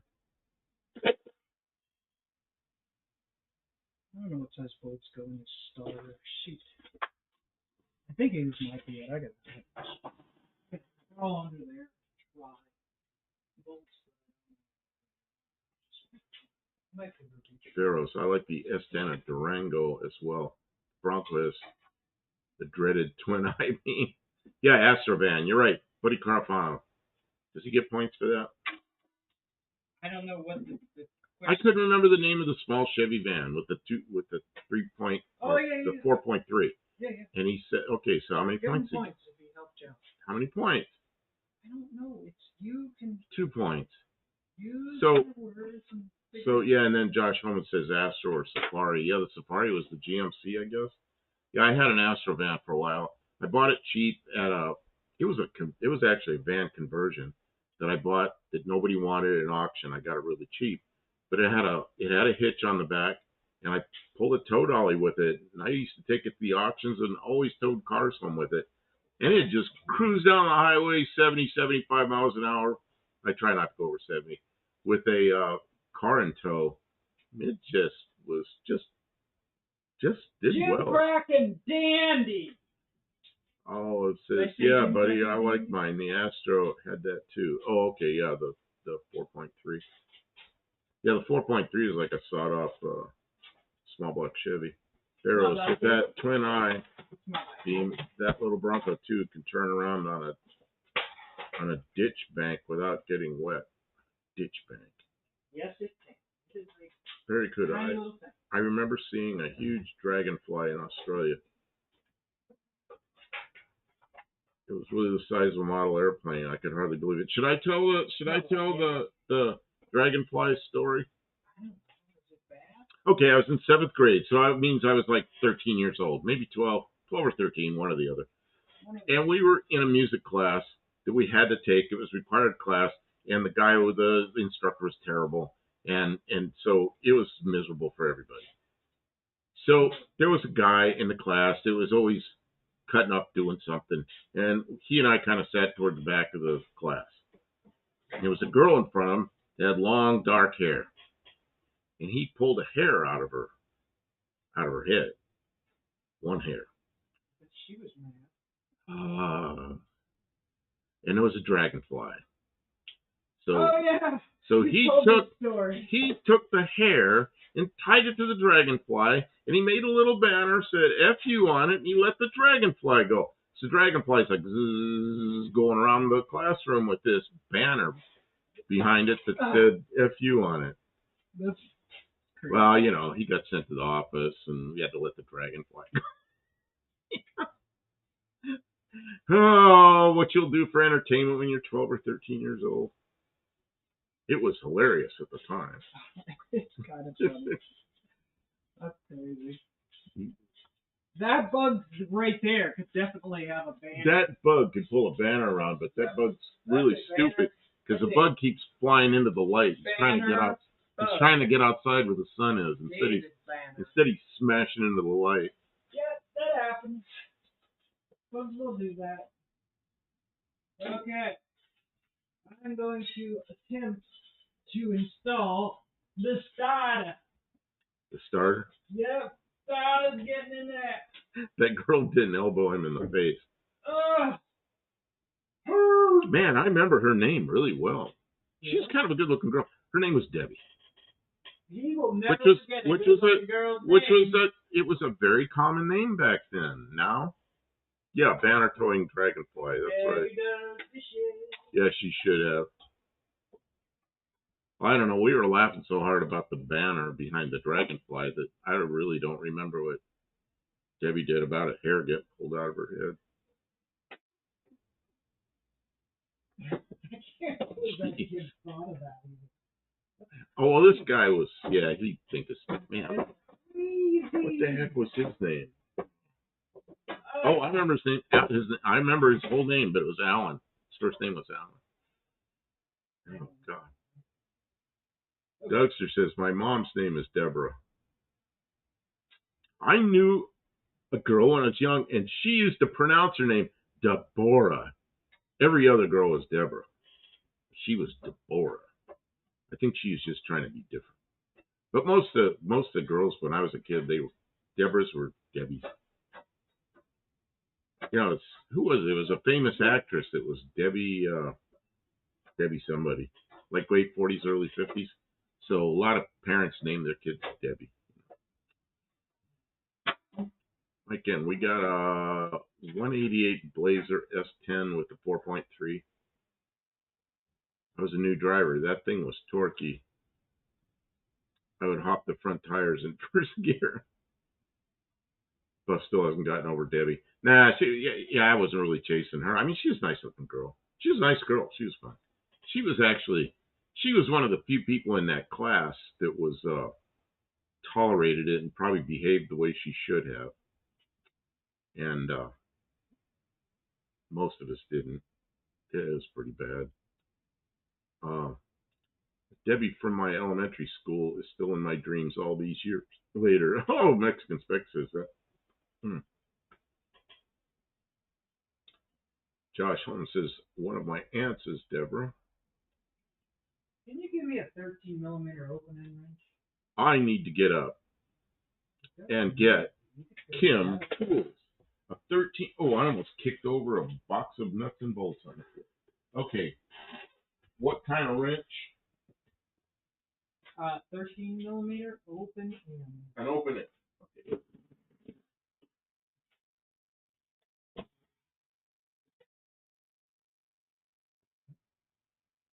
Long, short, what? Short's fine, but anything. Open ended. Yeah. Short would be better. I'm looking for short. Okay.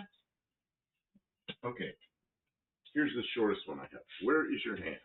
Over by the tire on the side, when the legs are sticking out.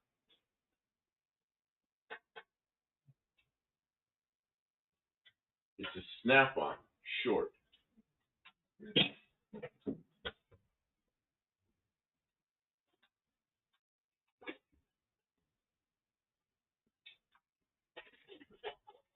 Little Debbie makes good snacks. You're right. What was the other one? What was the other one that made good snacks and then they had some big business problem and they went out of business and they came back? Well, when all that happened, I was flying all over the country. And and I'd take little cakes with me, and I can't think of what those things, Hostess. Well, so I started buying Little Debbie stuff. And you know what? I never went back to the Hostess ones. I kept buying the Little Debbie ones until I had all the diabetic problems, and I couldn't eat any of that stuff anymore. Yeah, Little Debbie makes good stuff. Again, when they first came on, a lot of people couldn't get enough of them. My fully loaded S10 pickup extra cab was $13,000. It was a great price, two-wheel drive, of course. I had what I would call a regular cab. I don't know what Chevy called it. I had an S10, first generation S10. Had a Pontiac Iron Duke and a 4-speed manual transmission. And it was not fast. It was heavy. I couldn't believe how heavy that thing was. But it was a nice little truck. I wish you could still go buy a truck like that, you know? Now all trucks are like these enormous things that take up the whole road, you know? What happened to the mini trucks, you know? I knew a guy that tied meat to a long length of string, and when the seagulls swallowed it, they were sort of like a control line plane. Yeah, Debbie Reynolds. You're right. That's who that was. Barrows gets that. 2 points. 2 points. Oh, Well, there's another story about meat and a string. You get a big long string. Should I tell this? This is a horrible story. no. You take a big long string and you tie a little piece of raw liver to it. You throw it in where the chickens are, and the chicken will eat the liver, and then they poop it out right away. And then another chicken eats the liver and poops it out right away. So pretty soon you got a big long string of chickens. You can't do that. You never did that. I never did that. I just heard that you could do that. Someone said it could happen, but it never happened. I sent that to. They were looking for ideas on what was the show that they used to do all the crazy stuff? Mythbusters. I sent that to them. They never did it. I bet they had a good laugh though. Remember stock numbers from Chevy dealer I worked for, as well as VINs to a bunch of cars I owned 45 years ago. Names I can't do. Yeah, the only reason I remember Debbie is because there were so many girls named Debbie when I was a kid. There were like every class had like 30 kids in it. I bet there were 4 Debbies in every class. Let's see.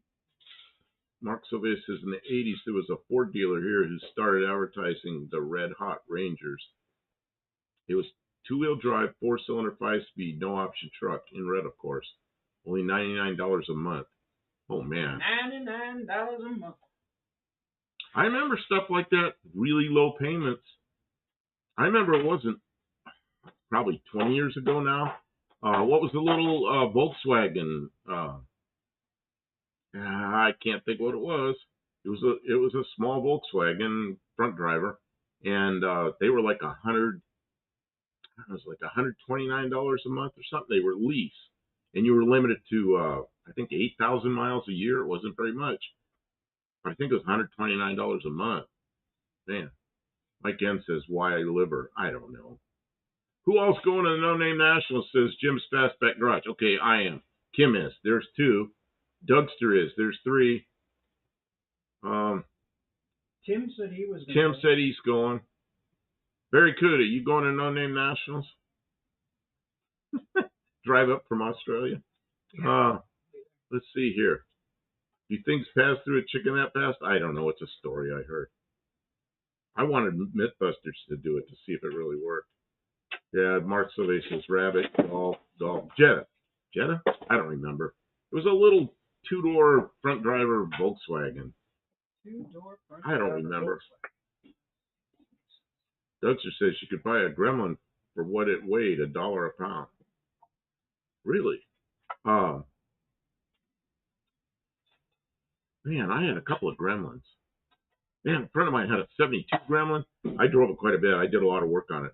It had a 429 Ford in it with a C6 and 556 gears in rear end.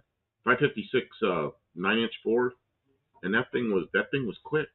You'd go like a block. I had my Cougar, and he had that at the same time. They were pretty even race. They were fun. You can go call you for a minute. I guess it's nice to see that. We can go back. Well, you can still see it. But now you can see that microphone. See the microphone? Oh, no, that's not on. See my microphone. That joke must have been before egg prices skyrocketed. That's right. Man. Should I take this big fan off of here? I don't know. Was it in the way? It's terrifying. Terrifying? It's a plastic fan. I guess it's better to get cut by a plastic fan than a steel fan. So said you. Well, and it's got a clutch on it. I bet if that was running, you could stick your hand in and stop it, but I wouldn't want to do it. I'd stick a piece of wood in there first, but I bet it'd stop. I bet it would stop. And kill you in the process. I don't know. I'd bump things like that with my hands when I was younger, and I didn't get hurt. But if there'd been a stainless steel fan, direct drive fan, I would have cut my fingers off. I can't bring myself to take my car to someone else to work on it, let alone make payments on something I'll never own. Yeah, you know what the advantage? Here's the advantage to a lease vehicle.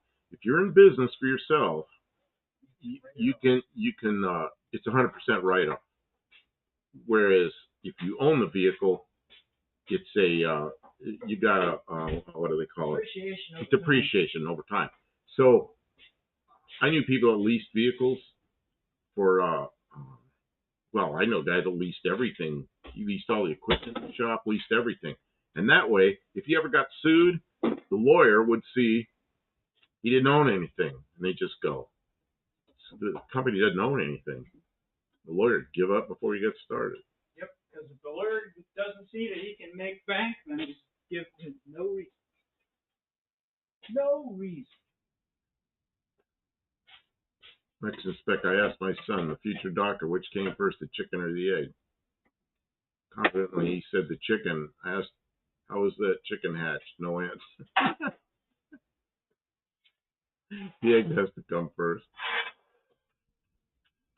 Powell says, I still get eggs for under $5 Australian a dozen. You know what we did? Our eggs here were like, I don't know what they were.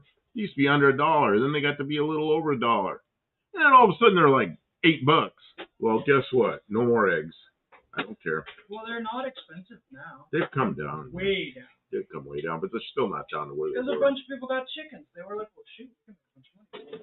Yeah, now they got chickens. They got chickens because that's how a real economy works.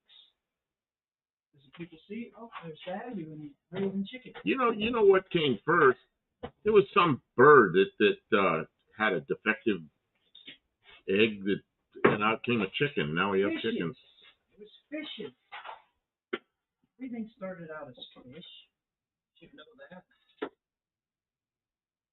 Jim's Fastback Garage. Towel, we'd be glad to meet you, but I understand why you won't be there. Oh yeah, Jim's Fastback Garage will be there. I'm sure of that. He shows up with this really cool Mustang. You gonna have that cool Mustang there again this year? One with a short top on it. I don't know why I like that car so much. I just think it looks good. I think I got one of Jim's stickers on my car.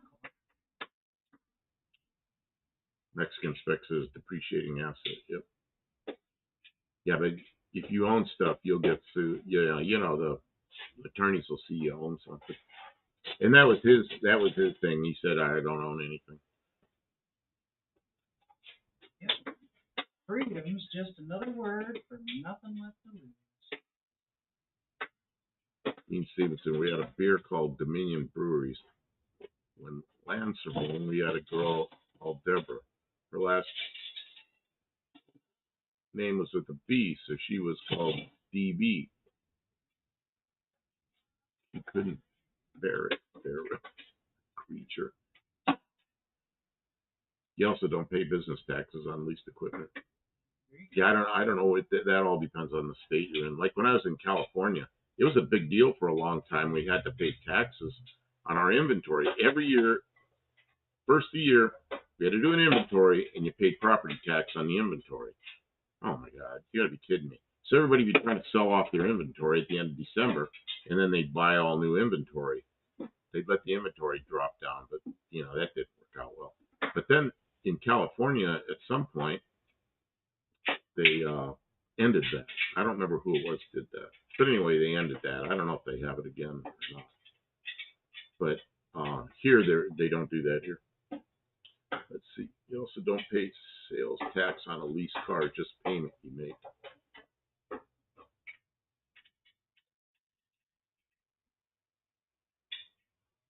They do say that birds are modern day dinosaurs. Could be. I mean, they came from somewhere. Well, came from somewhere. Unless you're a young Earth's creationist, and then you just believe that God made everything just the way it is, which, I mean, I'm not saying. I just came from somewhere. Worst thing about that price hike on eggs, this Barrow says, I was scared to use eggs. So it was the first time in my life I had to throw away eggs because it was spoiled. We did that So too. That's what we did. We kept them too long. But I haven't touched it since last year. We're going as spectators. Really? How are you going to get there? Wait, Man. what? Oh. Jim's going to go as a spectator. Well, that's how it goes sometimes. What are you driving? How are you getting there? Dizzy's here. Dinosaurs laid eggs before they evolved into chickens. Right. DB. So the chicken came first, but there was eggs. DB. Okay. Hey, Dizzy, you get that big Plymouth? We're real wackos, though, says Josh Holman.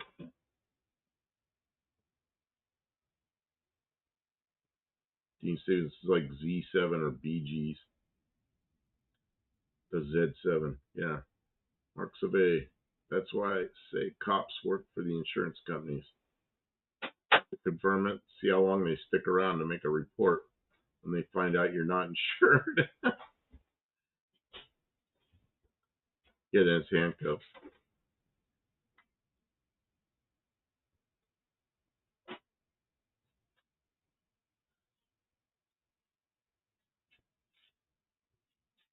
Big Bullet says, I can remember counting candy bars in the family liquor store as a child. Yeah, the radiator shop, I remember doing an inventory and having to pay tax on all the auto parts I had in stock every year. That's crazy. I hated it. You know, I had to buy them once. Now I got to pay tax on them. It's just. That's crazy. I didn't know they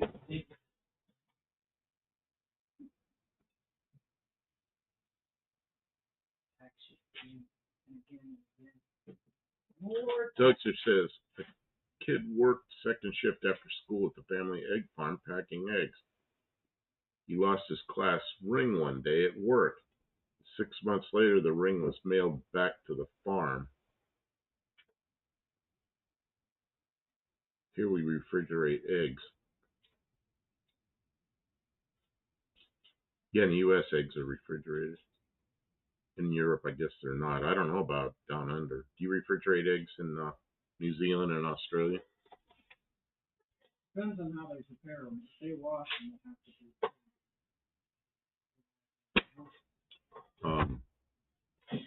Dizzy as he says, gotta wait on closing to pay for it. Hopefully it doesn't sell beforehand. Oh, you're waiting on the closing on your property. Oh, yeah.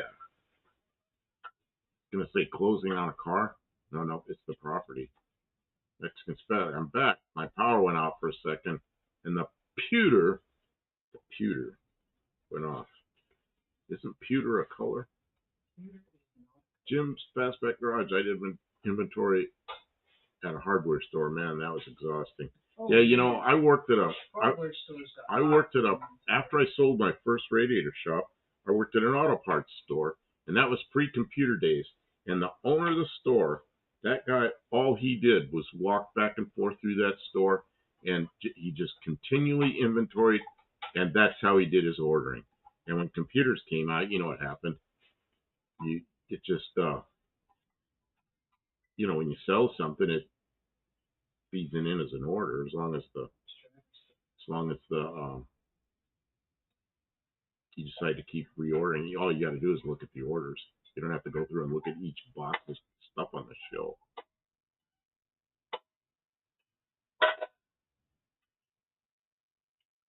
Andrew Button, if a bearing becomes egg-shaped due to mechanical stress, does one refrigerate that? Yes. Well, you know what happens? I've never seen a bearing do that. Like a ball bearing, I've seen them shred, and they look like they got hair all over them, and then they're bad. In the U.S., we kind of power wash the eggs to stop salmonella, but it takes away some of the shell's natural whatever that word is. Correct. Protection. Yeah, that's right. Yeah, when I was in England, they weren't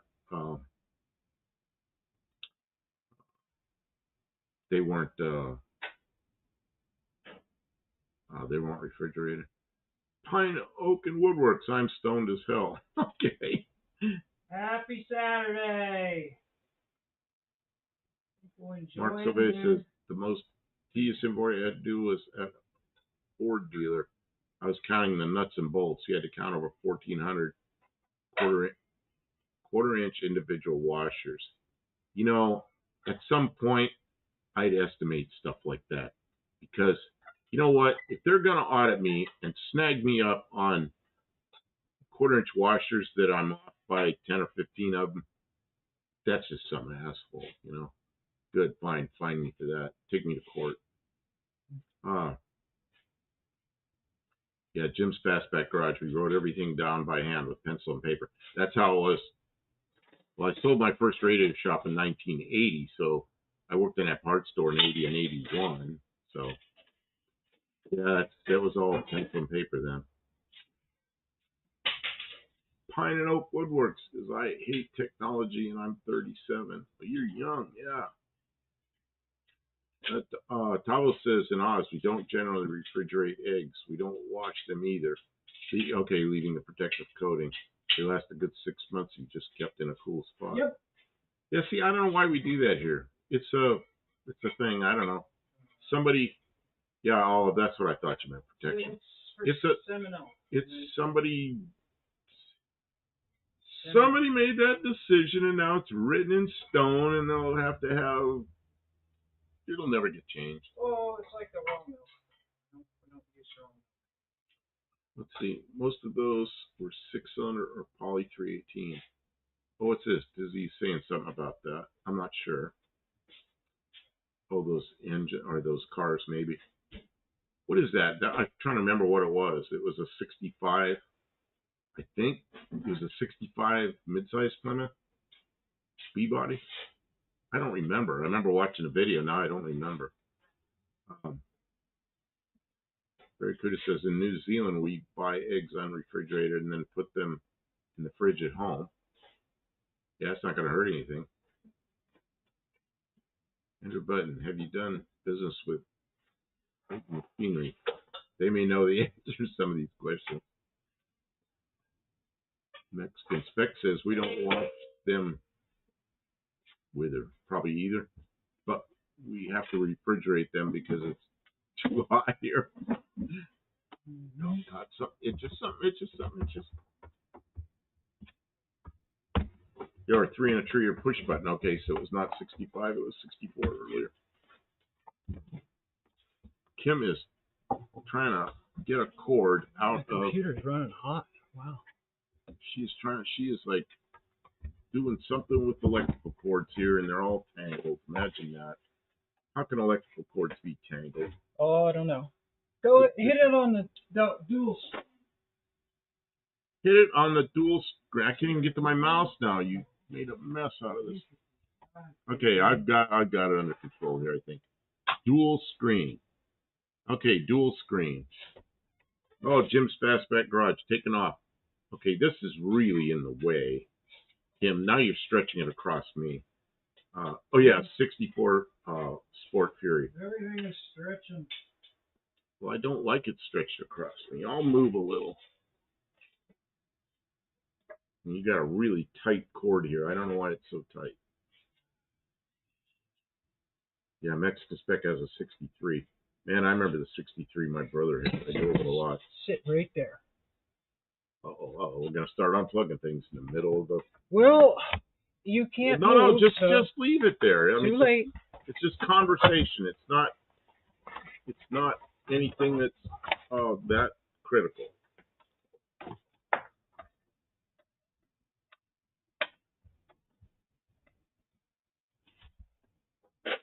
Okay, is that still alive?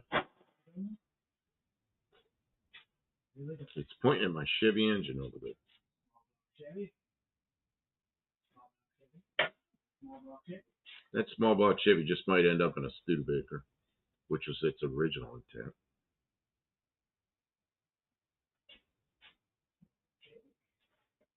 Is that small block Chevy or is this small block Chevy? This is a socket that was found in the Bronco. I'm trying to read it and I can't read it.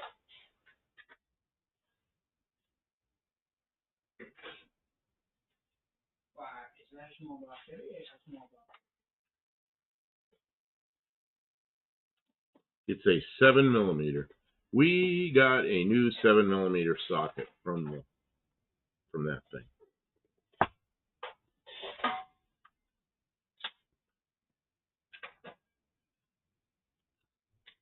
Put that thing in the Bronco. What my small block Chevy. Andrew Button, best car I've ever experienced was a 62 Sport Fury with a 361 and a push button 727. Makes everything look flawed. Perfect in everywhere. See, my brother's was a 63, same thing, 63, And that thing was, yeah, it rolled along pretty good.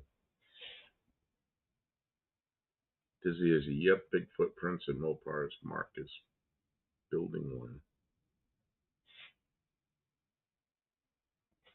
Mike N says, I'm going to the barrel tomorrow. To the barrel. Why am I don't have live? I don't know. I can see you in my camera, but I don't. It's stuck. Well, that's probably after you unplug that plug. Do you ever have the Snap-on guy stop by your place? Here? They wouldn't come all the way out here. Uh-oh, we just lost everything. Okay, there's the small block. Small block Chevy. Okay, I'll square it up so you can see it. And I will focus.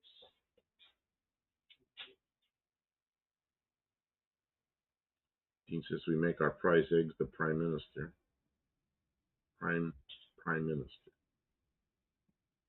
No, a Snap-on person would never come out here. And the what was that? A Snap-on man? Oh, it was in Ohio. He wouldn't come to my shop. And I said, why not? He goes, unless you're going to buy a new toolbox, I'm not coming out there. Damn! I said, well, I have a Snap-on box from the last place I was, and I bought a lot of tools. And he goes, no, okay. And then when I was in Sharon, Pennsylvania, there was a young woman Snap-on dealer, and she showed up every week, and she knew her shit. You know, she'd service ratchets and stuff, just do anything you'd expect a Snap-on person to do. And she wouldn't charge for servicing all the ratchets and everything, and I bought tools from her. Hey, Raw Dog's here.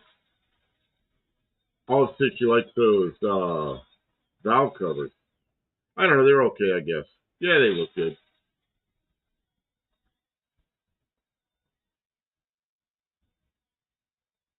Yeah, funky looking water pump, that's right. I was telling Kim, I don't ever remember seeing a water pump like that before.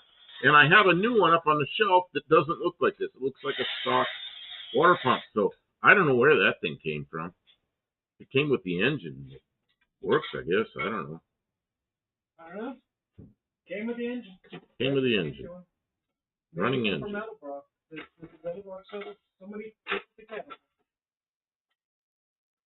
What I wanted to do with that engine was get the stock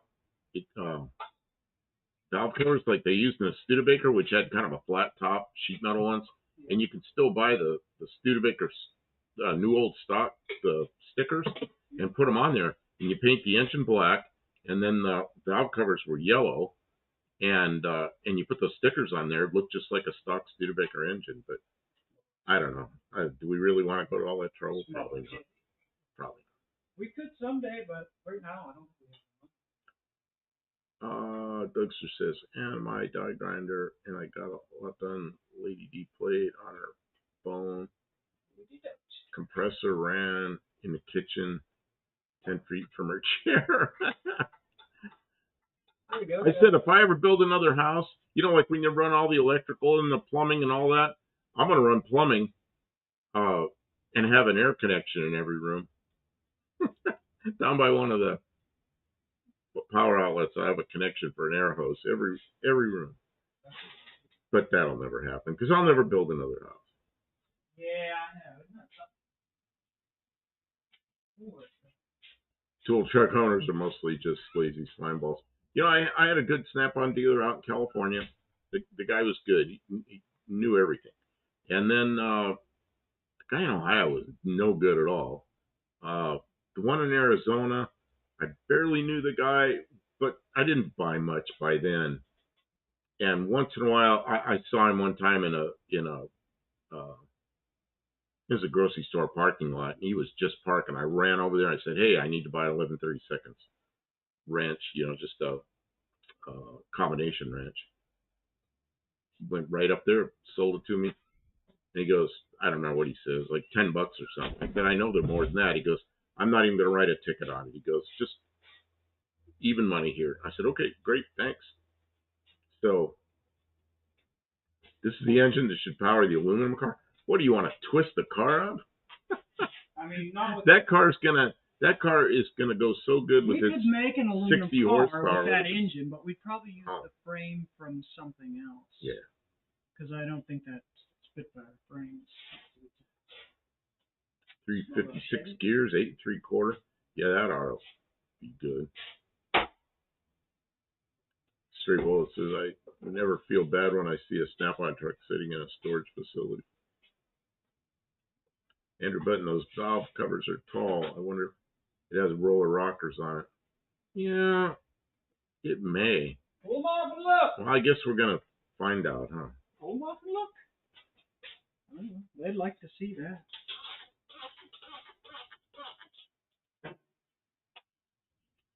If you want to do it, I'll watch the stream for a little while. I'm not going to do that. I'm not going to tear into that engine right now. I'm going to tear that engine when I want to tear into that engine, and it's a project. I'm not going to do it in the middle of another project, then leave it sitting there halfway apart. Middle of another project. It's another night. Work on it. Limo project. Ronnie Johns. Oofda. Oofda. Are you Norwegian? I see a small block and I want it painted orange. Don't matter if it's for races. See, that car won't weigh anything being made out of sheet metal. Oh, that's right. I mean, it was sheet metal before, but it was steel. So it's going to be a simpler body and aluminum. So it's going to be light. You should do a limo project. I want a big old limo for. Ronnie Johns says Shorty V8 mouse motor headers. We went. You know what? That was in another Studebaker, and it's just where it fit. You know, so if I put in a Studebaker, those will probably work just real well.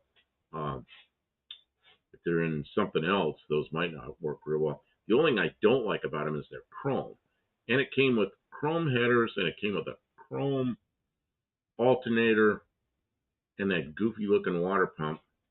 I don't like a lot of chrome on engines, but That's Rover. I don't know.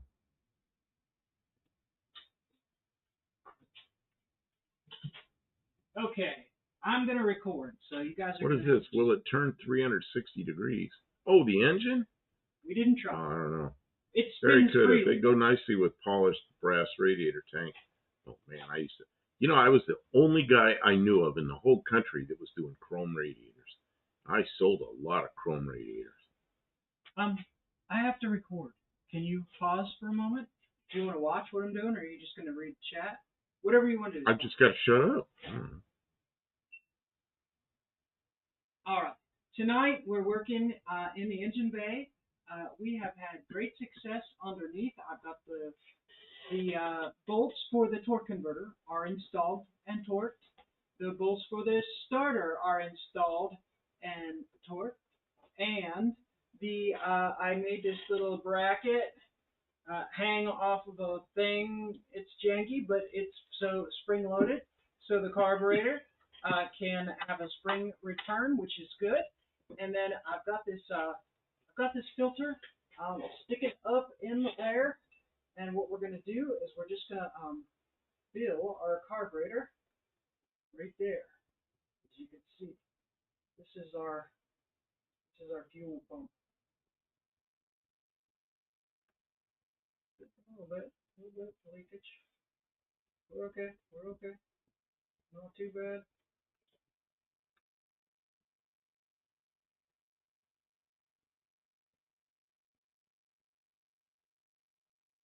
Riveting. I know. So once this is full, we'll be able to see. Let's see if the carburetor is pumping. Is that accelerating pump? Oh, I can smell gas a lot. Are you going to put the camera on that?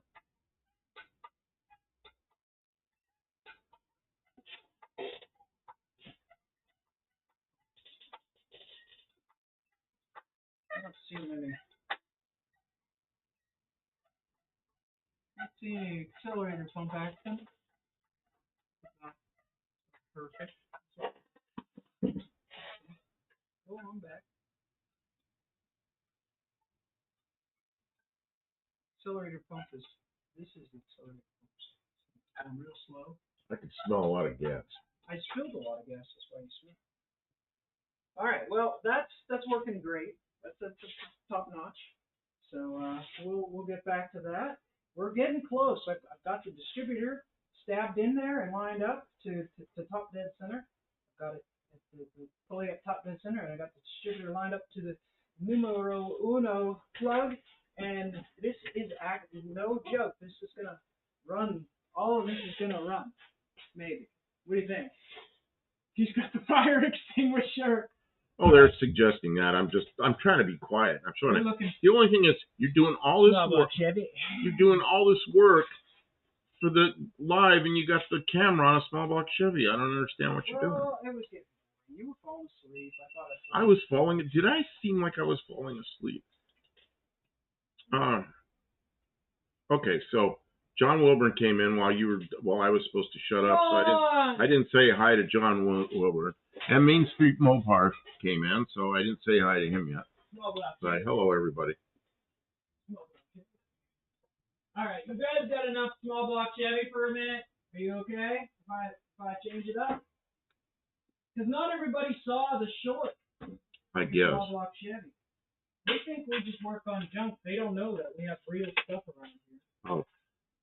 Kim says, had to run to the store. I'm back. Nice motor. Yeah, it's my 350. It was under, I had it all wrapped up, and Kim unwrapped it to move it. There's a big old mouse nest in it. It's like, you gotta be kidding me. I thought it was going to be a nice, clean engine, and it was a nice, big mouse nest. Oh, Kim, I smell a lot of gas. I spilled a ton of gas. I was trying to record. I was trying to film. Okay, I'm just letting you know I smell it. You were really, you were busy. You told me to be quiet, so I have to be quiet. I know. I beed quiet. I was quiet. You were really busy. So what a freaking bird's nest of wires I am encountering. Yeah, I know. The wires are everywhere.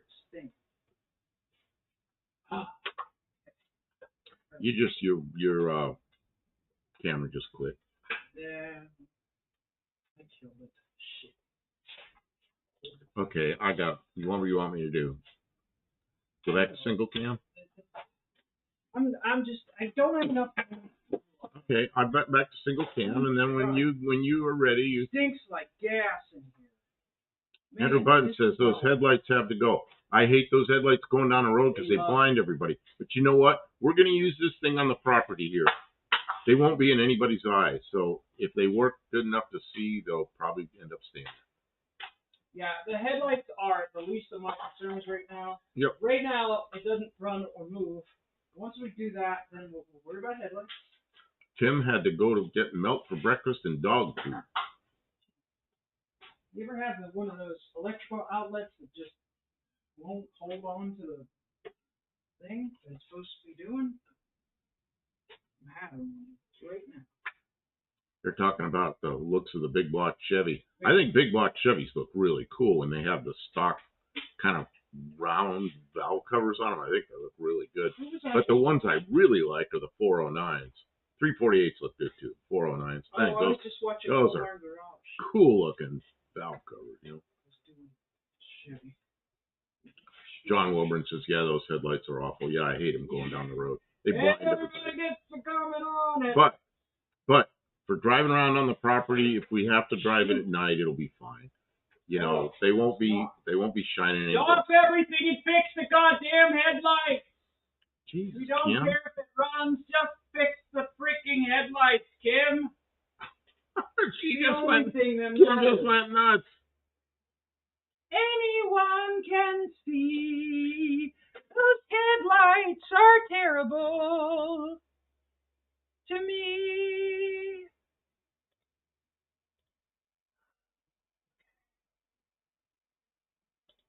Okay. Now we're split screen again. All right. Okay, where do I have to be? Over this way. We're getting any fuel pump shot yet? Andrew Button says, Chrome holds the heat. pretty, but of little use.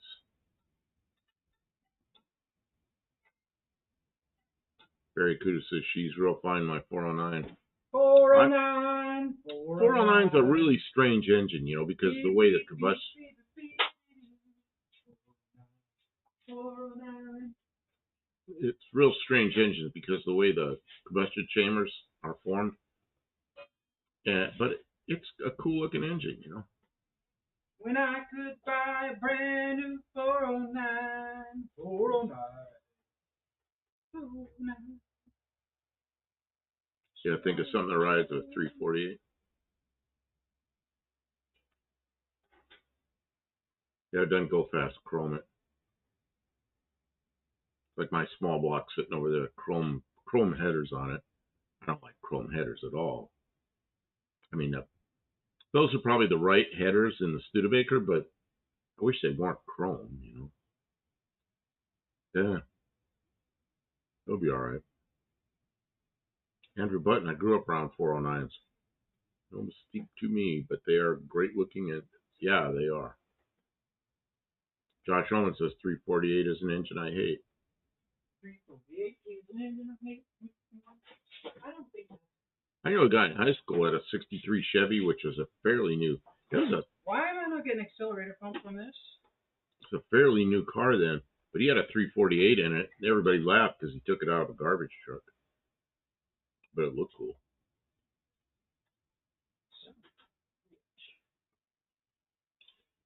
Kim says Mexican spec milk is just 2%.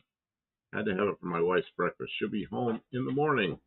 She went with her girlfriends doing scrapbooking. Scrapbooking? So I get to go to No Name Nationals. Raw dog. Come on, we don't talk about that in here. Talking about drugs again. You'll ruin your life with that crap.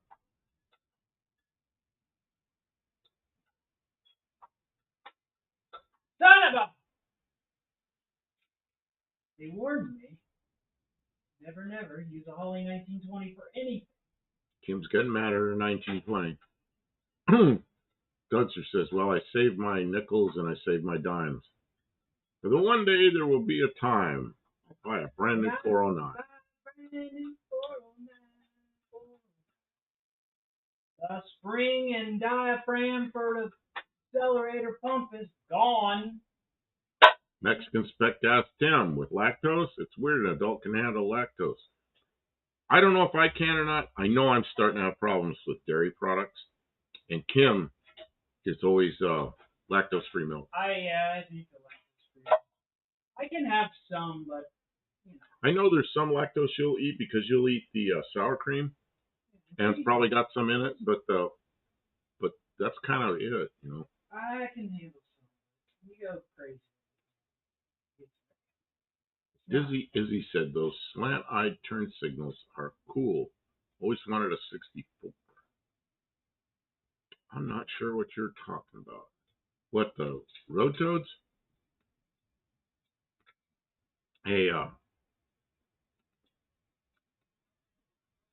like a 60 and 61 Valiant? Man, I love the taillights in those things. That just looks so cool. And then the 63 Plymouths with those what do you call it, parking lights and turn signals out on the tips of the fenders. I think that looks really good. Mexican spec, you jinxed my carburetor. Mexican spec, why'd you jinx a carburetor? You guys all badmouth the carburetor. Now she's having now it doesn't work. Badmouth problems. It's almost like a foreshadowing or some garbage. Mexican spec said he had a GoDaddy ad. I guess I didn't shut the ads off. Get 2 points for advertisement. Nothing. No. Dizzy Izzy called them the electric shaver grills. That's what they called that Studebaker. The last Studebaker that didn't get built had that electric shaver grill.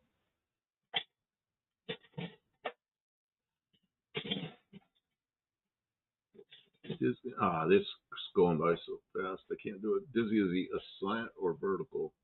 Slant or vertical? Not sure. I like the ones on the back of the 60 Valiant, the taillights that were kind of slanted like this, and they're little crescent, or little, I don't know, slotted things. I got to take this outside and dump the gas out of it. Mexican Spec says, no, but the 63 Plymouth, I don't know, that went by in a hurry.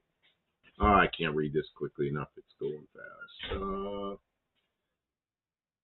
Mexican Spec says, turn signal 63 Plymouth. Yeah, I think those look really good. Victor L. Fazio.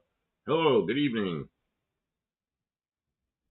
Mike N., the address to my house was 409. Well, that's pretty cool. I like it when I get an engine number for something.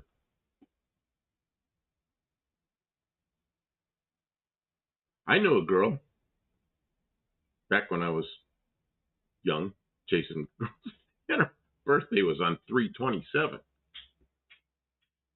That was pretty cool. I always remembered her birthday. Mark Survey, put the Chevy in it. In what? Put the Chevy in what? In this thing? No. Is there any gas in the Bronco? I think she's probably going to have a little gas thing. I think she's just going to fill the carburetor up, and she just wants to hear it light off. She goes, if it lights off, she'll know it's good. I don't think she's going to run it for any period of time. I've never had this running on this distributor or this intake manifold. I don't know. It's going to be dicey. It's going to take some tuning to get this to do what it needs to do. But it would be encouraging. It's just a very strong encouragement when you get to hear it go, boom! Open, wide open exhaust. It would be kick butt to hear it go. Yeah, 60 Valiant had a fake spare tire, like an Imperial as well. Yuck, yeah, you didn't like that. I don't know. I thought it looked okay on it. I don't know. Some people, the 60 Valiant was one of those things. Some people liked them and some people hated them. I'm trying to, this is going by so fast. I want to see what Mexican Spec said. Yes, things got boring after 63. 63 Plymouths have the pentastar-shaped taillights. Oh, yeah. The 64s look good in the back end, too, I think. Victor L. Fazio, figure I stop in and say hi. 67 Chevy pickups, no side markers. 68 had markers. Yep, that's right. Dizzy Izzy, 64 Sport Fury taillights are sweet. Yeah, I thought the 63 and the 64 always look good in the back. I prefer the 63 just because of the front. But I mean, I like 63s. And I like the dash on the 63. 63 dash to me is just like, this is great.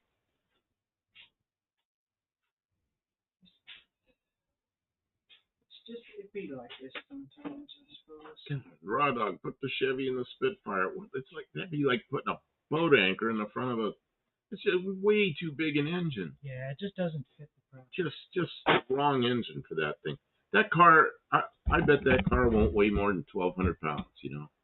And you put that small block Chevy in there to weigh 1,800 pounds, and the front wheels will be all canted out.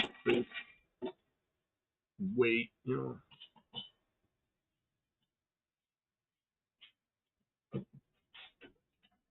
Problems.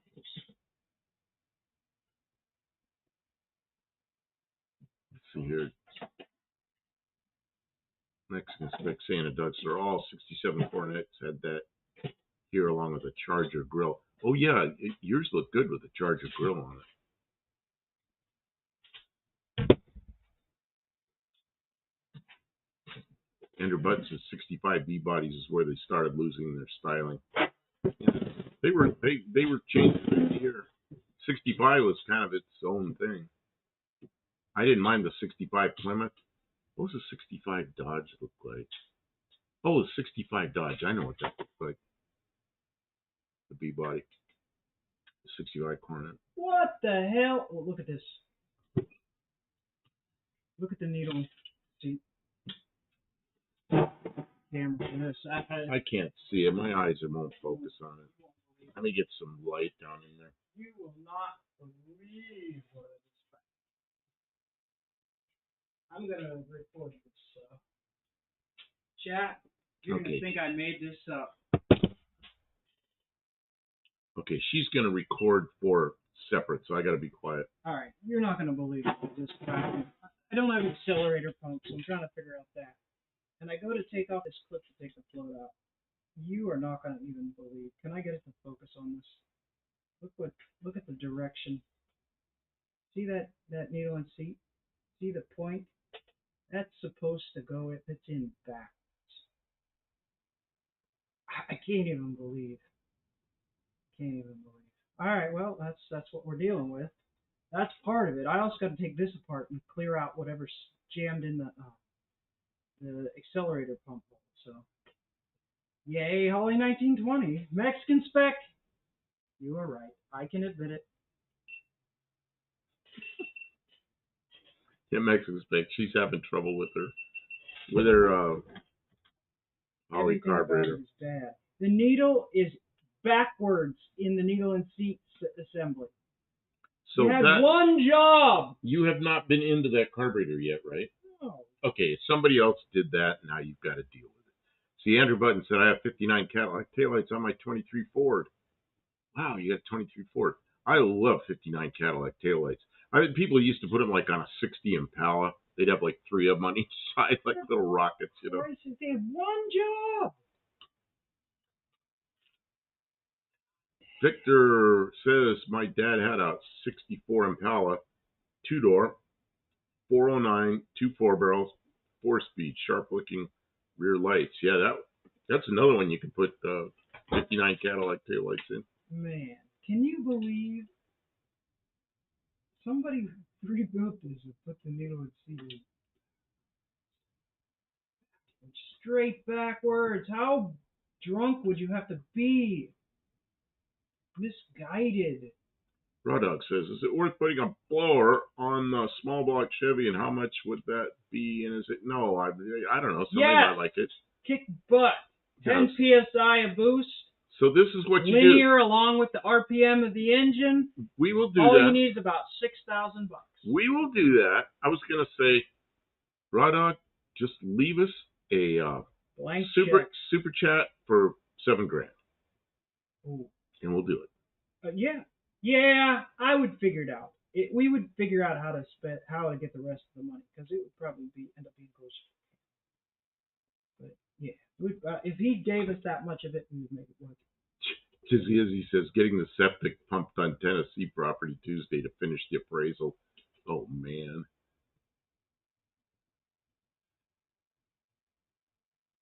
Thugster says, Raw Dog, a blower is about $3,500, $6,000 once you're ready to run the engine. Mexican spec, I had a 61 2-door sedan Bel Air with the roof was longer than the rear roof. Wait a minute. Bel Air with the roof was longer than the rear roof. I didn't know what it was. Is that the one that had the big bubble fastback, or the one that had the big, like a big sun visor over the back and big curved window? I don't know which one you mean. They had a lot of really cool roofs and back windows back then.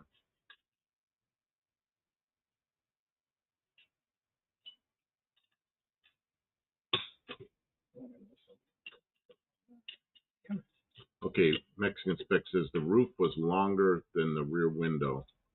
Not roof. Okay, so it's one that looked like a giant sun visor, and then there was like a big curved back window. That was my grandmother had one of those. She bought it new. You only get a portion of that.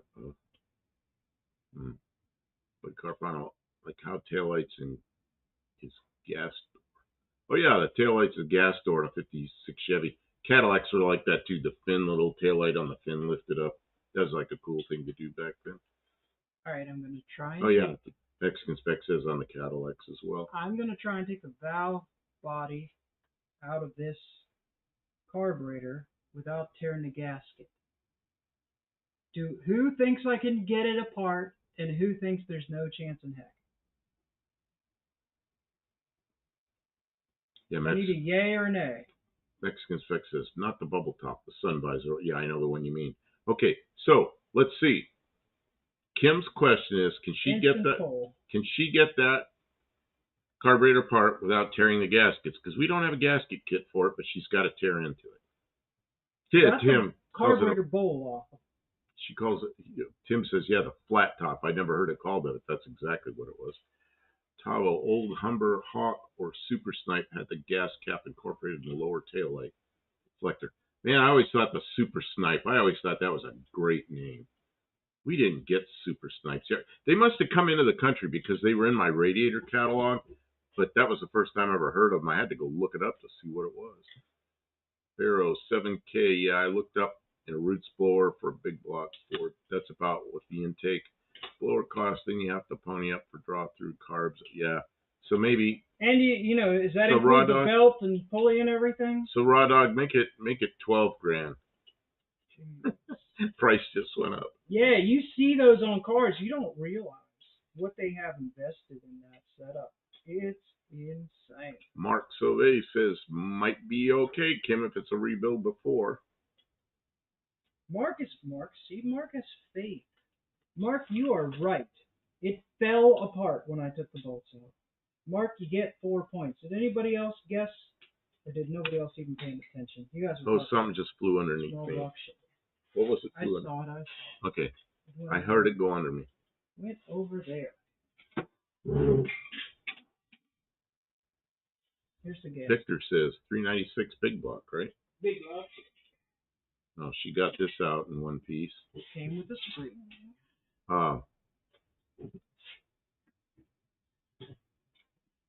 Mark Sabay says, I say possible. Seeing the needle and seat is in backwards means it's been apart. Yeah, it's never run since they did that, I'll tell you that. That car, that engine. Now, okay, where is these? Oh, it smells like new gas. Doesn't smell like old gas. Well, I just had to put Yeah, I mean, it has an odd smell. It doesn't just smell like new gas. It smells a little bit like a marking pen. That's weird. Has anybody ever been snipe hunting? I thought that was a joke. Snipe hunting is no joke. They didn't make the tanks. They got it from Chevrolet model. But which one? Andrew Button, low mileage, one owner, 40,000 mile car, 4 doors, don't do it for me. Yeah, it depends on what the car is. You know, there are some 4 doors I like. The Chevy Novas from like 75, 76, 77, somewhere in there. I like the 4 doors on those. I thought they looked kind of good. But prior to that, I think the 4 doors, like 68 through 74, the 4 doors were butt ugly. And I don't know, some cars are okay. Why is this choking car cleaner got no love? It's not brittle. No, this is not brittle at all. Oh, Kim's reaching for something she can't reach. I got it. She reached it. Yeah, look at that. You got the valve But she on. scooted the whole table, but I guess Sorry. it'll just stay where it is, I guess. Good luck. But it might have been the wagon. They got the gas tank on. A song by Neil Young called I've Seen the Needle. And the damage done. And the damage done. A little part of it in everyone. He's actually talking about Holly Needle and seats being put in backwards.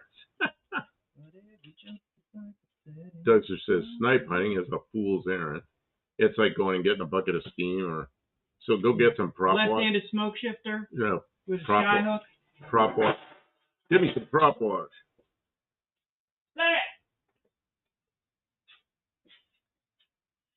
Barrow says, on the other hand, a centrifugal procharger gives you a lot more boost for around 4K, but you totally lose out on the cool factor.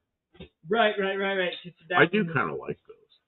They're for performance, right? The big blower is just show. Dougster says, my nephew's Nova is a 76 4-door. So you know what I'm talking about. I think that's a good-looking car. One of the few 4-doors I like. Oh, here's another one. Buddy Carfano says, suicide door Lincoln, cool 4-door, and 67 through 71 Thunderbird 4-door suicide. I think that's a great looking car. All 5 years. Very cool. Anyone else have blue dots? I've never had them. I don't really like them. I know people think they're cool, and I guess some people do it. I don't really like them. I don't know why. I think they look cool and they're lit up. Like if they're out in front of me somewhere at night, I think they look cool and step on the brakes. But I don't like seeing taillight lens messed up. Tawa says, we like our four doors until mid 69, our only two-door Valiants were Utes. Next inspect, I was saying to Buddy, I was offered a convertible and said, hell no, I took a 63 Chrysler 300 Pace Setter. What's a Pace Setter? 63 Chrysler Pace Setter. I don't know what that is. Next inspect, I had a four-door 67 Lincoln. That car hated me. The car hated you.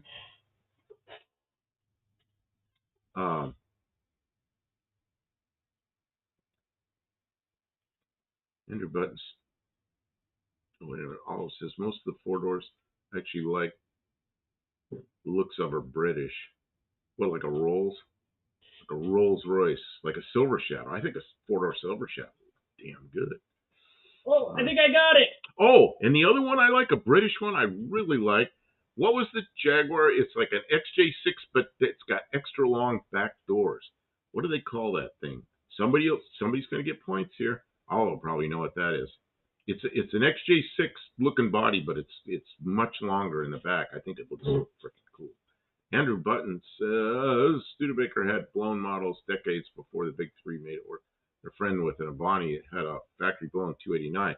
Yeah, who was it? Annie Granatelli went out with a factory blown 289 back in what, 63 or something? Out on Salt Flats and went 171 miles an hour in the thing. Stock car. It's a good looking car. It's cream in color. Mexican spec says kids today like four doors, so the prices should be going up. Yeah, my son, he's in his 40s, and he goes like, yeah, he said, this guy who I work with, he goes, he got an old, some kind of Oldsmobile. He goes, it's a two-door. He goes, who wants that? That's not cool at all. What do you mean it's not cool? He goes, yeah, it's like somebody's grandmother would own. And I'm thinking, man, that's a real age difference thing, because I'm the age of the grandmother, and I think the two-door looks a lot better. And he thinks the four-door is better, but he's really into like BMWs and these Japanese cars. What are they? The high-dollar Japanese cars that are four doors. Guess what, guys? Accelerator pump hole is fixed. Stray Bullet says you could put together a 671 or 871 blower set for less than $12,000 on a Chevy. Well, but I got to do it. I'm going to get paid for that. And that is I'm not just going to do it because Raw Dog wants to see me do it. If he wants to see me do it, it's going to cost him because I don't really want to do it.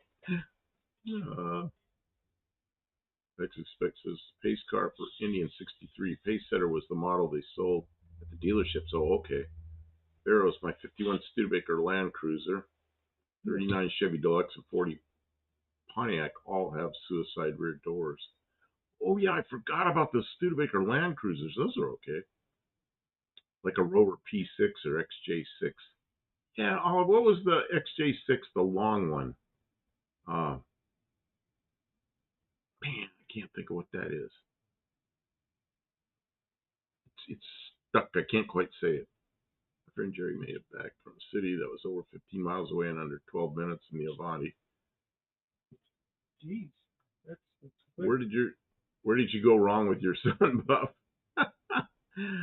Victor says 67 Lincoln had big block 462. Man, I did not like that engine. The 460 engine, the later one, I really liked. The 462, what a pain in the ass engine. Had the hydraulic pump in there. This part? XJ6 and XJ6L were different wheelbases. Yeah, Josh Holman, yeah, he likes the, well, not the Lexus and the Acura, but the other one. What's the Nissan version? The, I can't think of what that thing is. He always had those things. The Nissan expensive car. Skyline.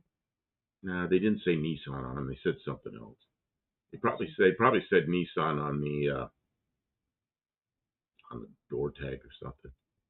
See, Stray Bullet, you get a factory supercharged Thunderbird in 1957, and it's an F code, 57 Thunderbird. It was a 312 with 300 horsepower. Wow. That was a thing. First time I thought the 4-door looked good. The 2-door was the Pontiac G6 Coupe. It's just terrible. Very clear. With all the rules we have here for modifying cars, it's enough to make you stick to stock standard except for the wheels. Yeah, I know you guys have all these rules and stuff. Pablo says, missed my comment answering your question, Buff. Yeah, it's scrolling by here pretty quick. Oh, that's it. Oh, Van & Plus. That's it. The Van & Plus. And maybe they call that an XJ6L. I don't know. But she says not the Van & Plus. I don't think it is a Van & Plus. And that's the one I like. And it is, I always thought it was Van & Plus, like it was French, but it isn't. It's pronounced Van & Plus. I like those cars. I think that's one of the best looking 4-doors ever built. And in the back, you got some room, you know. Tavo says Daimler Sovereign and XJ6L were long wheelbase. See, and I don't know what a Sovereign is. Sovereign. Nissan, Datsun. No, the Nissan, yeah, Infinity. Yeah, so my son had Infinities, 4-door Infinities with, 5 or 6 speed or whatever they were, manual transmissions, and they were fast. Then he had to buy one with an automatic when his daughter was learning to drive, and it had 400-something horsepower. He goes, because he had a truck. He said it was too big for her. She wanted something smaller to learn to drive in, so he bought an Infinity with an automatic and 400-something horsepower. He took me for a ride in it, so it scared the crap out of me. He goes, 17-year-old girl's got to have 400 horsepower to learn how to drive, and he kind of laughs.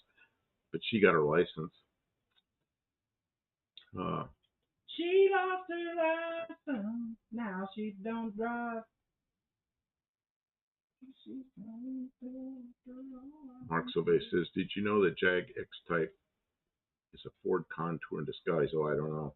Barracuda says the XJ12 is the TV series. The Avengers look pretty cool. Yeah, the XJ12s. And the E-Type 12-cylinder. I don't remember what that was called. Yeah, I like that too.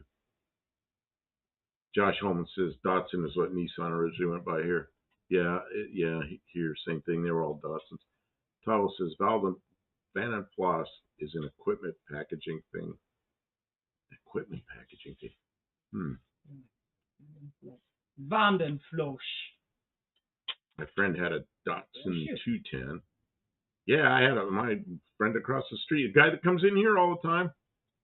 He had a B210, Datsun B210 for a while.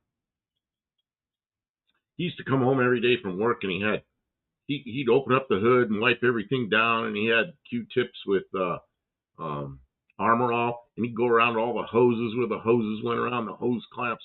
That car was spit and polish clean under the hood until somebody crashed into him. Certain type of person buys Infinities these days. Stay away from them on the road. Likely no insurance.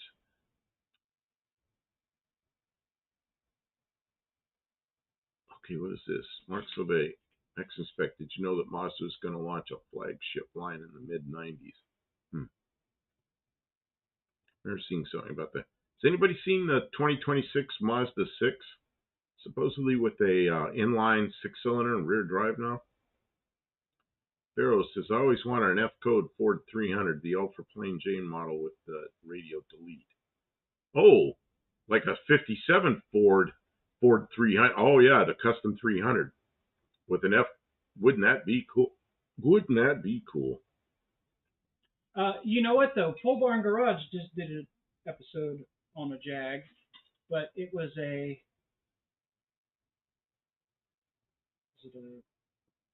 Oldsmobile, big Oldsmobile engine in it. Somebody put an Oldsmobile engine, and he was doing brakes and getting it, cleaning up the paint and stuff. So that may be why people have big block or have yeah, the Mexican Spec says, you guys are the only people talking about Jaguar. We might. They are all but dead. Well, no, we're talking about good-looking four-doors, and I think the Van den Plas was a really good-looking four-door at the period of time where the old ones didn't look good. The ones where they looked like a big, long Jaguar, I thought they were a pretty good-looking car. Mexican Spec, are you calling us old now to touch again? What is this, Mark Sauvé? Amati was going to be the flagship line. The Mazda Millennial was being produced for the Amati line, but rebadged as a Mazda once the Amati idea fell through. Oh, I didn't know about that. So they were going to do the same thing that Nissan and Toyota did. That's sort of interesting. Well, I saw pictures of what this new Mazda 6 is supposed to look like. It's pretty nice. Barrows says the B210 Bomber. We used to buy those things for a couple $100 and drive the wheels off them. Yeah, well, my friend bought one. He bought one brand new, and that was their family car for a while. Some Mexican Spec. I am guessing the 929 morphed into the Millennia. I'm glad they didn't. They know their place. They concentrated on the Miata, won the game. Yeah, I didn't really like the Miata a lot. I liked the idea of it, but I really didn't like that car a lot. I drove a couple of them. I don't know. I drove ones that had a lot of miles on. They're all rattly and they didn't steer very nice. So they're probably kind of worn out. But I really like my Mazda 6, man. That was a pretty nice car. Let's see, Barracuda. Have you seen the 67 XJ13 Jag that was intended for Le Mans race? It's beauty, no. So it's Mexican Specs. Everyone wanted the new Millennials, but the Mazda dealers needed to get rid of their 929s. Daniel Morrissey, good evening from Petaluma.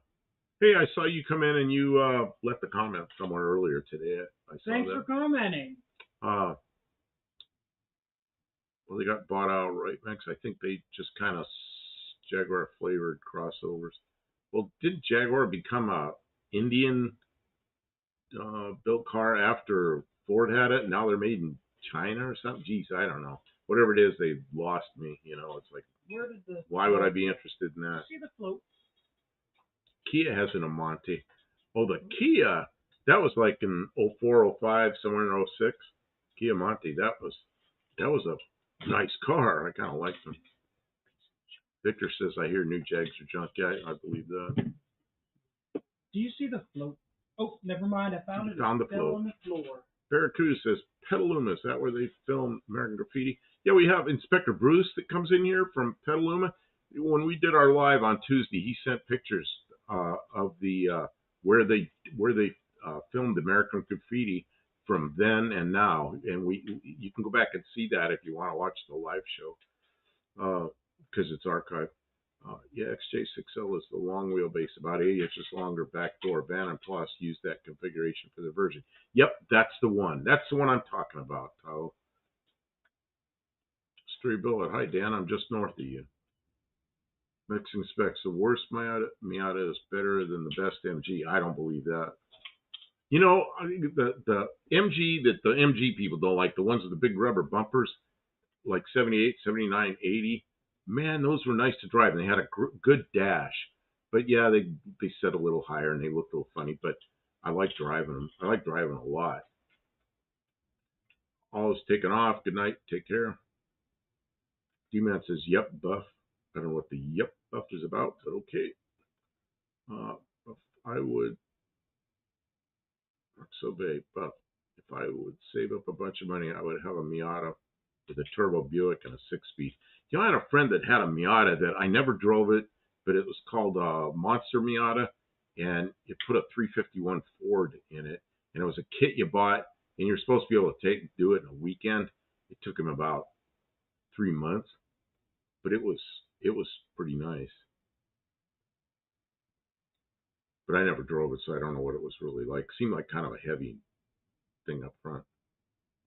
Mexican Specs says MG isn't Brit anymore either. They are Chinese. Yeah, they're worse today than they were back then, if you can believe that. Stray Bullet says American Graffiti was filmed in Modesto. Yeah, but they did some of it in Petaluma. Okay, I think I have the float set. Wait, that will function now. Yeah, Mexican spec says an MG didn't run long enough to get around the block. You know, my former mother-in-law had one. Hers was a 78. She bought it new. I drove it around quite a bit. I drove that car quite a bit because she was getting old and I ended up driving it. But yeah, it had problems. Had a lot of cracked exhaust manifolds, one after another after another. And because we were in California, it was considered as a part of the emission system. So they had to fix it free every time, but it was a pain in the ass because it was always in the shop. If that car had been mine, I would have put a header on it or something. But yeah, they were an annoying car. But looking back, um, it's a really simple car, and I think I could, if I'd done my own work on it, I think I probably would have had a fairly reliable little car. Barrow says the funniest car I ever owned was my '72 MGB. It ran really good because I de-Lucased it. Daniel Morrissey, Bruce is a great guy. I hope we'll be on your show. Both have known one another for years. You know what's really strange is I knew him. He was a close friend of mine when we were in the Air Force, when we were in school in 1973. And then I don't see the guy for 50 years, and now we're friends on here. It's just crazy. I mean, we always had each other's email addresses, and we probably had like, "Hi, how you doing?" or something a couple of times. But now we're like friends in here. It's really cool. So yeah, he's supposed to come out here maybe after No Name Nationals, and yeah, if he is, we'll probably do a live together or something. I don't know. Enter button. The actual Mel's Drive-In was in San Francisco on Mission Street.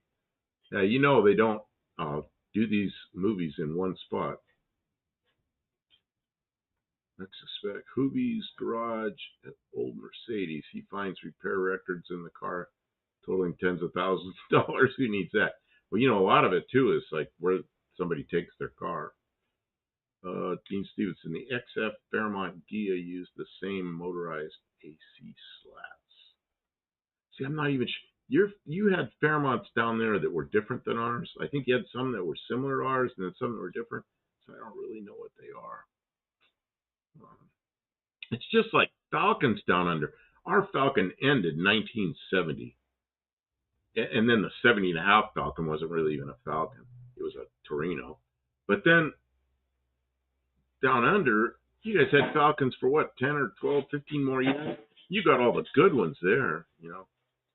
I expect I'm talking about my experience, but when they were fairly new. The Fiat 124s also that. Oh, Fiat 124s. Yeah, I didn't like working on them, and I worked on them a lot because they were always broken.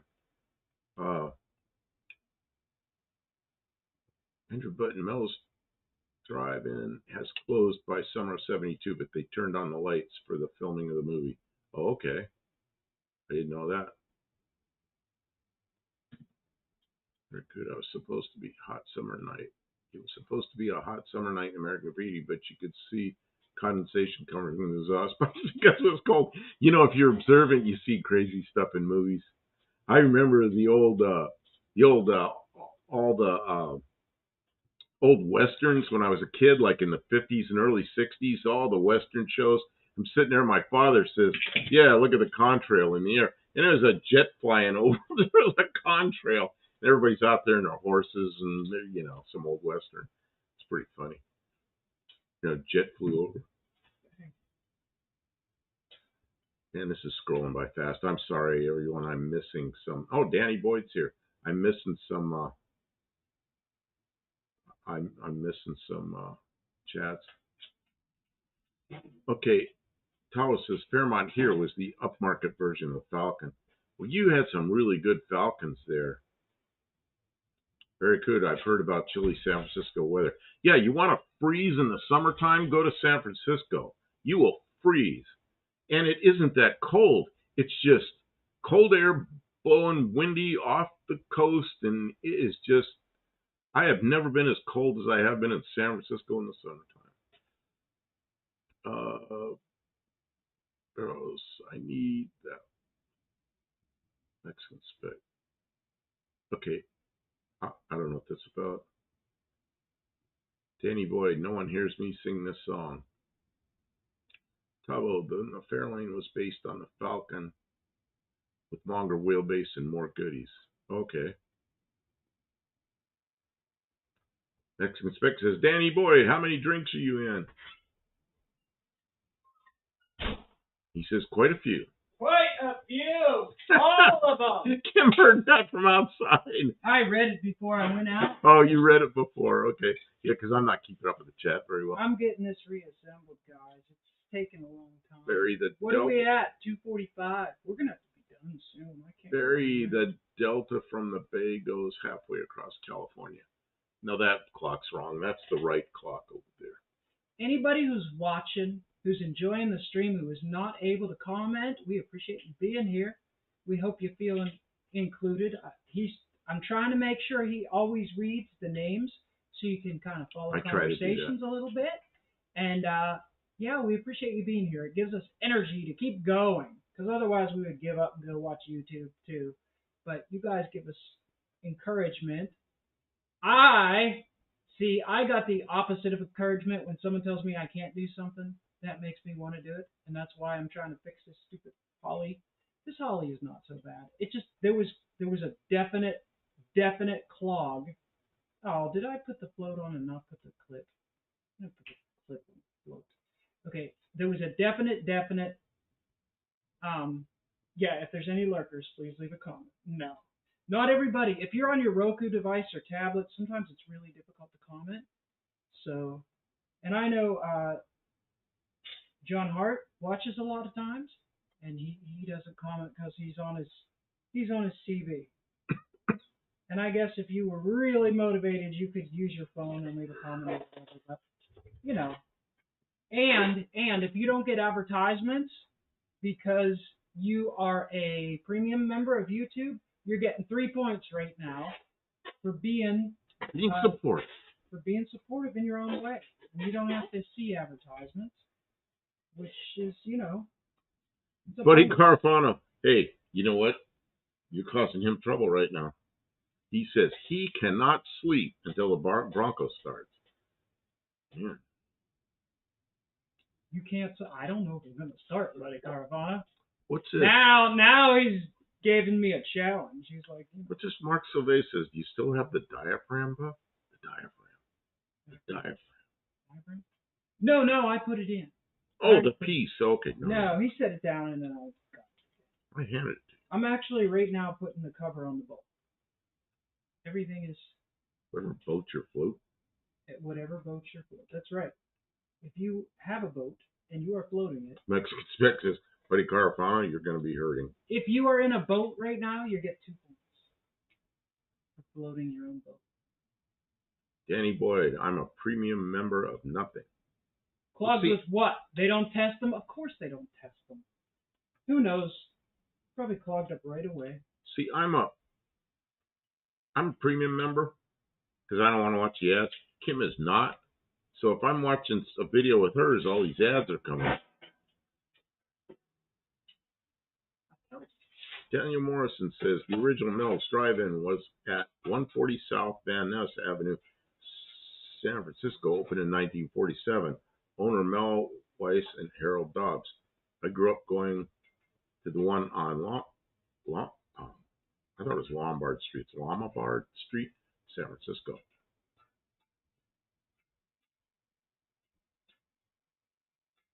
What is this Danny Boyd wrote? Perfect. Brand new rebuilt carburetor. Never been run.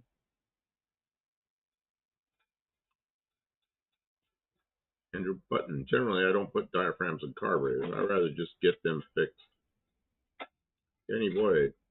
I weren't bitten BT or by the boat bug. Yeah, the boat bug.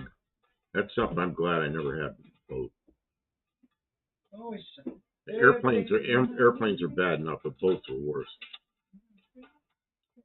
Dean Stevenson says the ads are the best part, Buckdo Campo. Wait a minute. The ads are better than the program. Yeah, nobody likes Do they put engines in cars in the ads? Do they rebuild carburetors? Do they make intake manifolds? They No. don't do any of this Out of stuff. scrap junk garbage? And he I thinks think not. And he thinks the ads are better. He likes the ads better than he likes me. Stray Bullet says there's still a Mel's on Ben. That's what happens.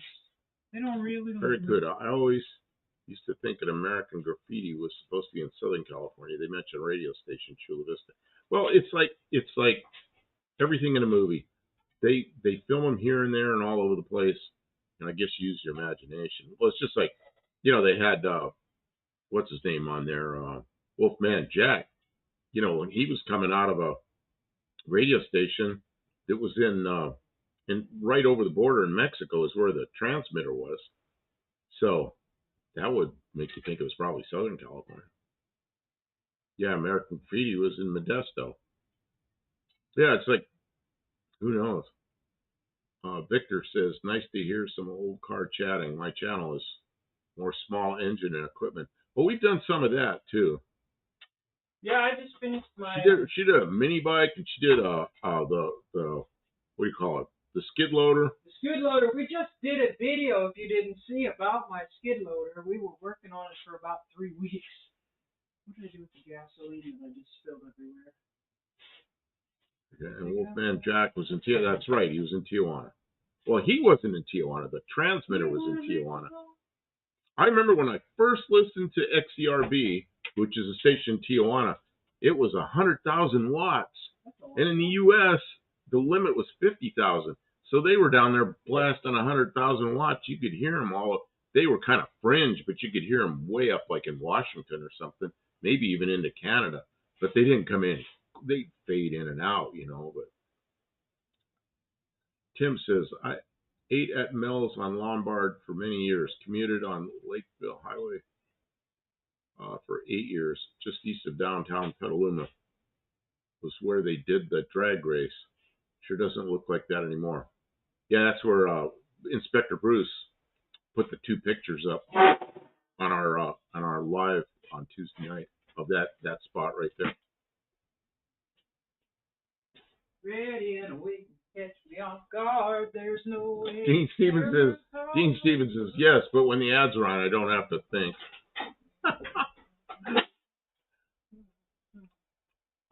Let go of our love. Let's see, the reason they mentioned Chula Vista is even though they're supposed to be in Modesto is because XCRB could be heard that far north. Yeah, but in the daytime, it was rough. I was in San Luis Obispo, which is, 300-something miles north of Tijuana, and XCRB was really fringe in the daytime. He was talking about television, in which case it's not far off. Danny Boy, Wolfman Jack kicked ass. Yeah, I remember listening in real time when he was really doing stuff. Yeah, it was cool. Tim says, I was just listening to Wolfman Jack on the radio. You're using AI to do his voice now. Oh, boo.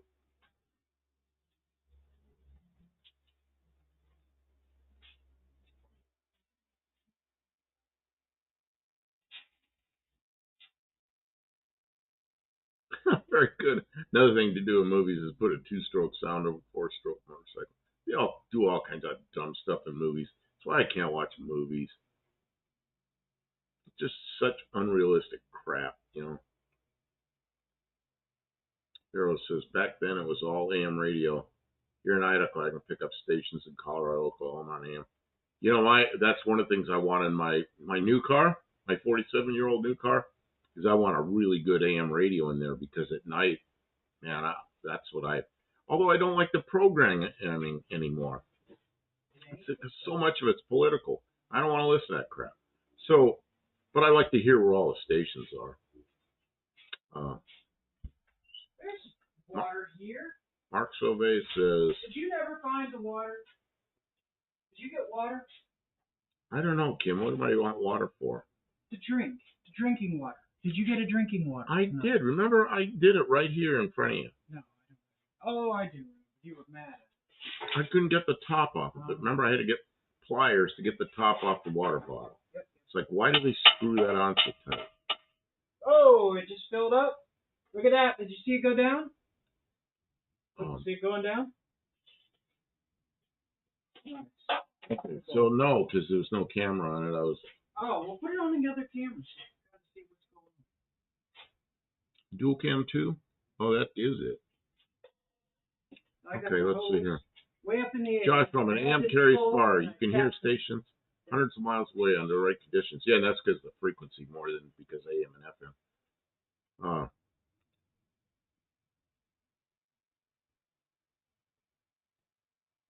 Barracuda, and they never lock their cars in movies. Aren't there any car thieves in America? Oh, yeah. Doesn't matter if you lock it. If they want it, if they want it, they're going to take it.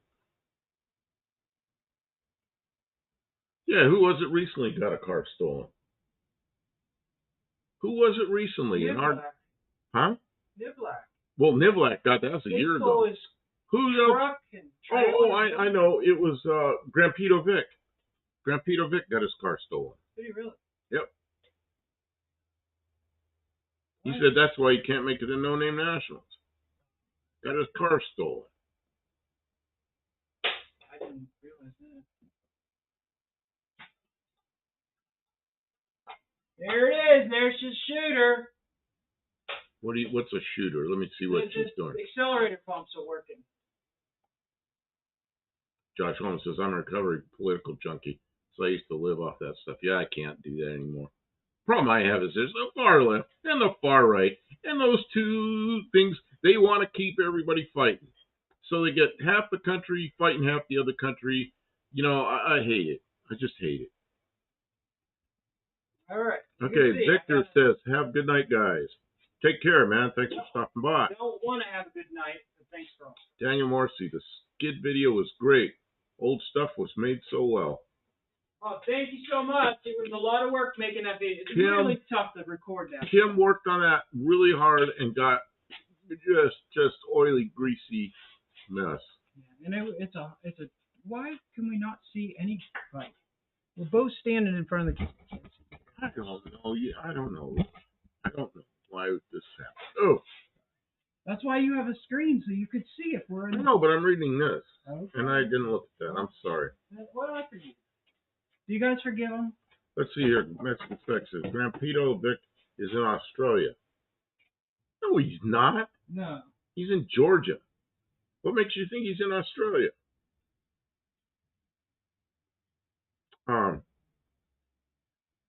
Is he in Georgia or is he in South Carolina? I think he's in Georgia. Georgia.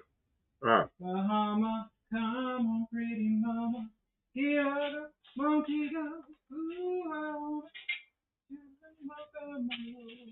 We'll get there quick and then we'll go real slow.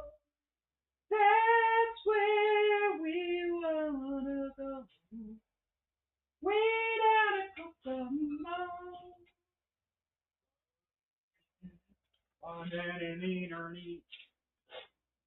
Grandos Junk is in Australia. Sorry. Okay, yep. Yeah, Grampito Vic. He's the guy that has a Crown Victoria with an LS Chevy in it. Someone stole that? I think they stole his other car. Because I think I'm not sure which one they stole. He's got a couple of them. But stole a car that was going to No Name Nationals, I guess. What's wrong with people? They steal somebody's car and just ruin their life, you know. Well, look what happened to Nivlak. Not only they stole his first car, had all that work in it, was a fast car. They stole his truck, and they took the trailer with all his tools and his computers and everything. Oh. Stole his truck. Hey, what the? Well, you know, they found that truck. They found it? Oh, that's right. They recently found his truck. They recently found the truck, but I don't know if insurance already paid it off, so I don't know what the story is. I'll have to talk to them. When we're at No Name Nationals, hopefully they're there, and I'll find out what the story is. Yeah, the guy who had his stolen truck offered to sell him his. Yeah, that's right. That's right. He said to the guy in the junkyard that had his truck, he's, oh yeah, the truck had a good interior or something in it. And he goes, anything still in it. Oh, he asked if there's anything still in the truck, and the guy says, that a good interior? Do you want to buy it? And he goes, I kind of, you know, do I want to buy the interior out of my own truck? I don't think so. junkyard sees it differently than the. So I don't really know what happened there. Andrew Button, rather than putting an LS in a Crown Victoria, I want to put a 4.6 modular 2-cam in a C5 Corvette and have it barf a spark plug. Oh God, they'll do that too. Okay, guys, we're getting towards the big moments here. Maybe we. Maybe. What car found says I had a car stolen. It sucks. 87 IROC. Really? No recovery? That's what I worry about my car now. Is it's old enough and enough people think it's cool that it's a, somebody will steal it, or somebody that doesn't give a shit will run into it, and the insurance will only give me some tiny amount for it. Real value. And then I went to, what's their names, Haggerty, and they won't insure it because I wanted to put the insurance on it with the declared value. They won't. We never even got that far. They won't insure it. I gotta go get the battery for this. Okay. It's in the white truck, I think. Yeah, until you punish theft properly, it ain't gonna change. Yeah, take the guy by the hair and make him eat my carburetor like 25 times. Break all his teeth out. Take an impact wrench and just screw him down to it and let him live the rest of his life there. Man, I hate thieves. They wasted their time on me. I was already done. What's that, Danny boy?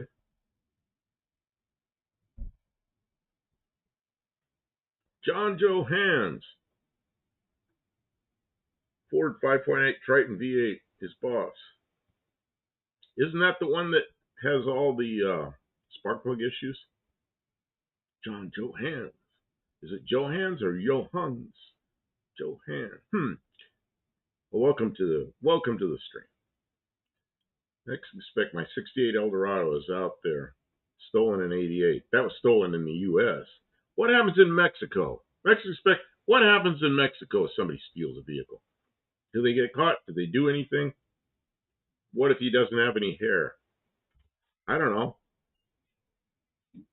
I'll get a wig and I'll take some drywall screws and screw the wig to his head. Then I can grab him by the hair. Oh, brother. The battery. Okay. Oh, you just lost. Whatever you did with the battery killed the you went bang and the camera shut off. Bravo. Yep, you're back on. Is it good? Is it? Yeah, it is. It's live. Tavo never lost a car to theft, but many a time broken into and stuff taken. Yeah, my 74 Matador, when it was new, like within a month old or something, I had put a stereo in. At the time, the thing was 8-track, but that was new, latest, greatest thing then. And somebody tried to steal it, and they broke the plastic panel. They pulled it out, and there's a strap in the back holding it. And they couldn't get it out because they didn't know to undo that strap. And then they went back there with a pair of snips, and they snipped every wiring harness behind the dash. And then they left. So when I got there, the radios pulled out, and every wire you can imagine under the dash was cut. And that was a mess. Would you hand me a wire brush? The brake on the floor. This kind of wire brush? What's this? Hi, Andrew. Sparkus ejectus. Oh, yeah, that's what those have. Sparkus ejectus. The 5.4 had the problem. The 5.8 is a 350. Oh, okay. Yeah. But he said 5.8 3-valve. That didn't make sense to me. Or did?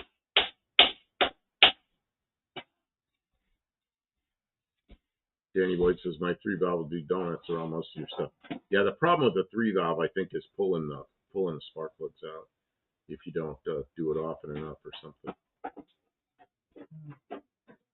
Dean Stevenson, the thinking man's assault. Drywall screws. Yeah. Yep.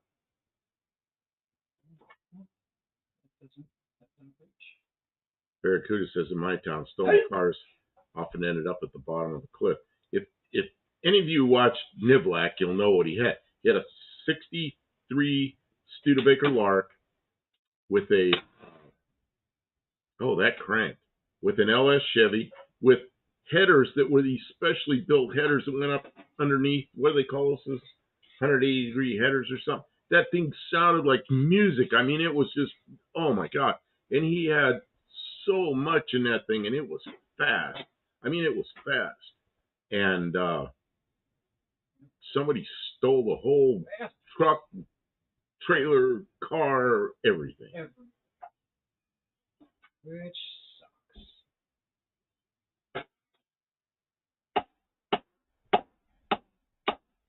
Yeah, Topple says, yeah, they don't care if they do $1,000 damage to steal $100 item. Well, it's like all the people here that were stealing catalytic converters. You know, they could get $40, $45 for a catalytic converter. You know, they do $2,000 damage. They don't care. I went through one of those. Oh, yeah, we had to put a catalytic converter in the thing. One of the first things Kim and I did together here. Yeah. We put a catalytic converter on my van. That might have been the first video we made when I got First video we made was putting a catalytic converter back on my van. Oh, boy, were you mad. I remember. That's the first time I saw you really angry. I got in my van, and I knew it always ran good. It always started. I got in and turned the key, and it goes... And I'm like, what? And then I thought, oh, I know what that is. I shut it off, slid underneath. I knew right what I was looking for. Looked under there, and there's 2 empty pipes right where they sawed the catalytic converter off. Like, those assholes. Somebody did that. I know who did it. I got a good idea who did it because he stole a bunch of them, and everybody knew who did it, and he basically got away with it. Mark Sylvain says, Buff, cats are more money than that. Well, yeah, the reason is because we did it ourselves. We didn't have it towed to like the Ford dealer to do it. And we didn't get the one that's legal in California. We got another one. And we put it inside.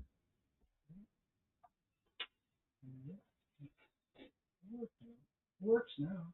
Shoot, for as much as we use that van.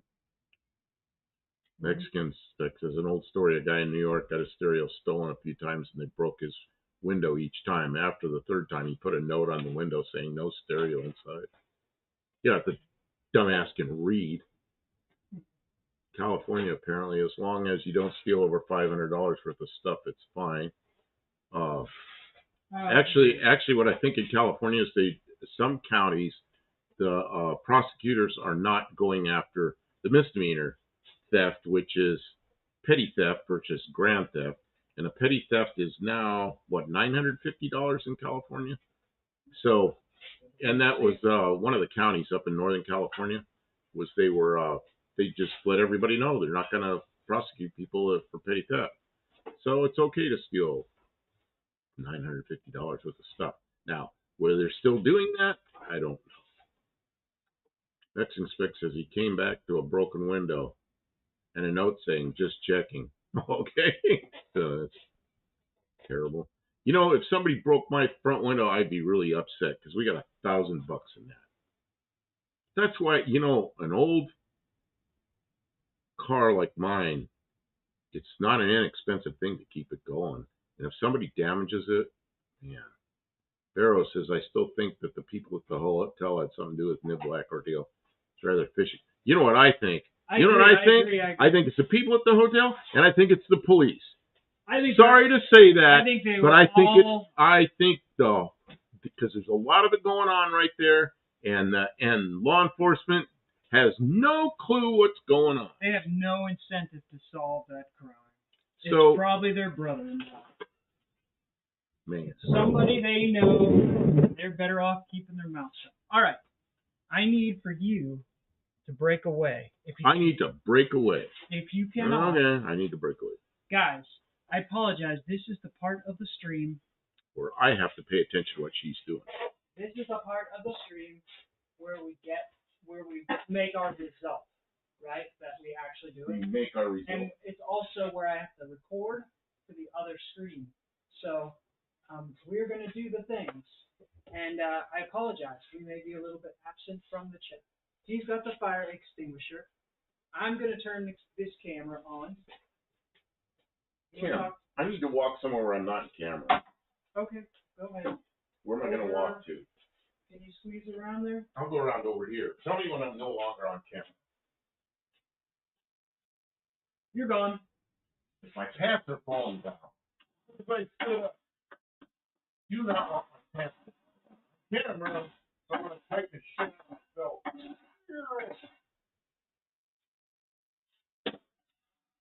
I can get cargo strap to put around me.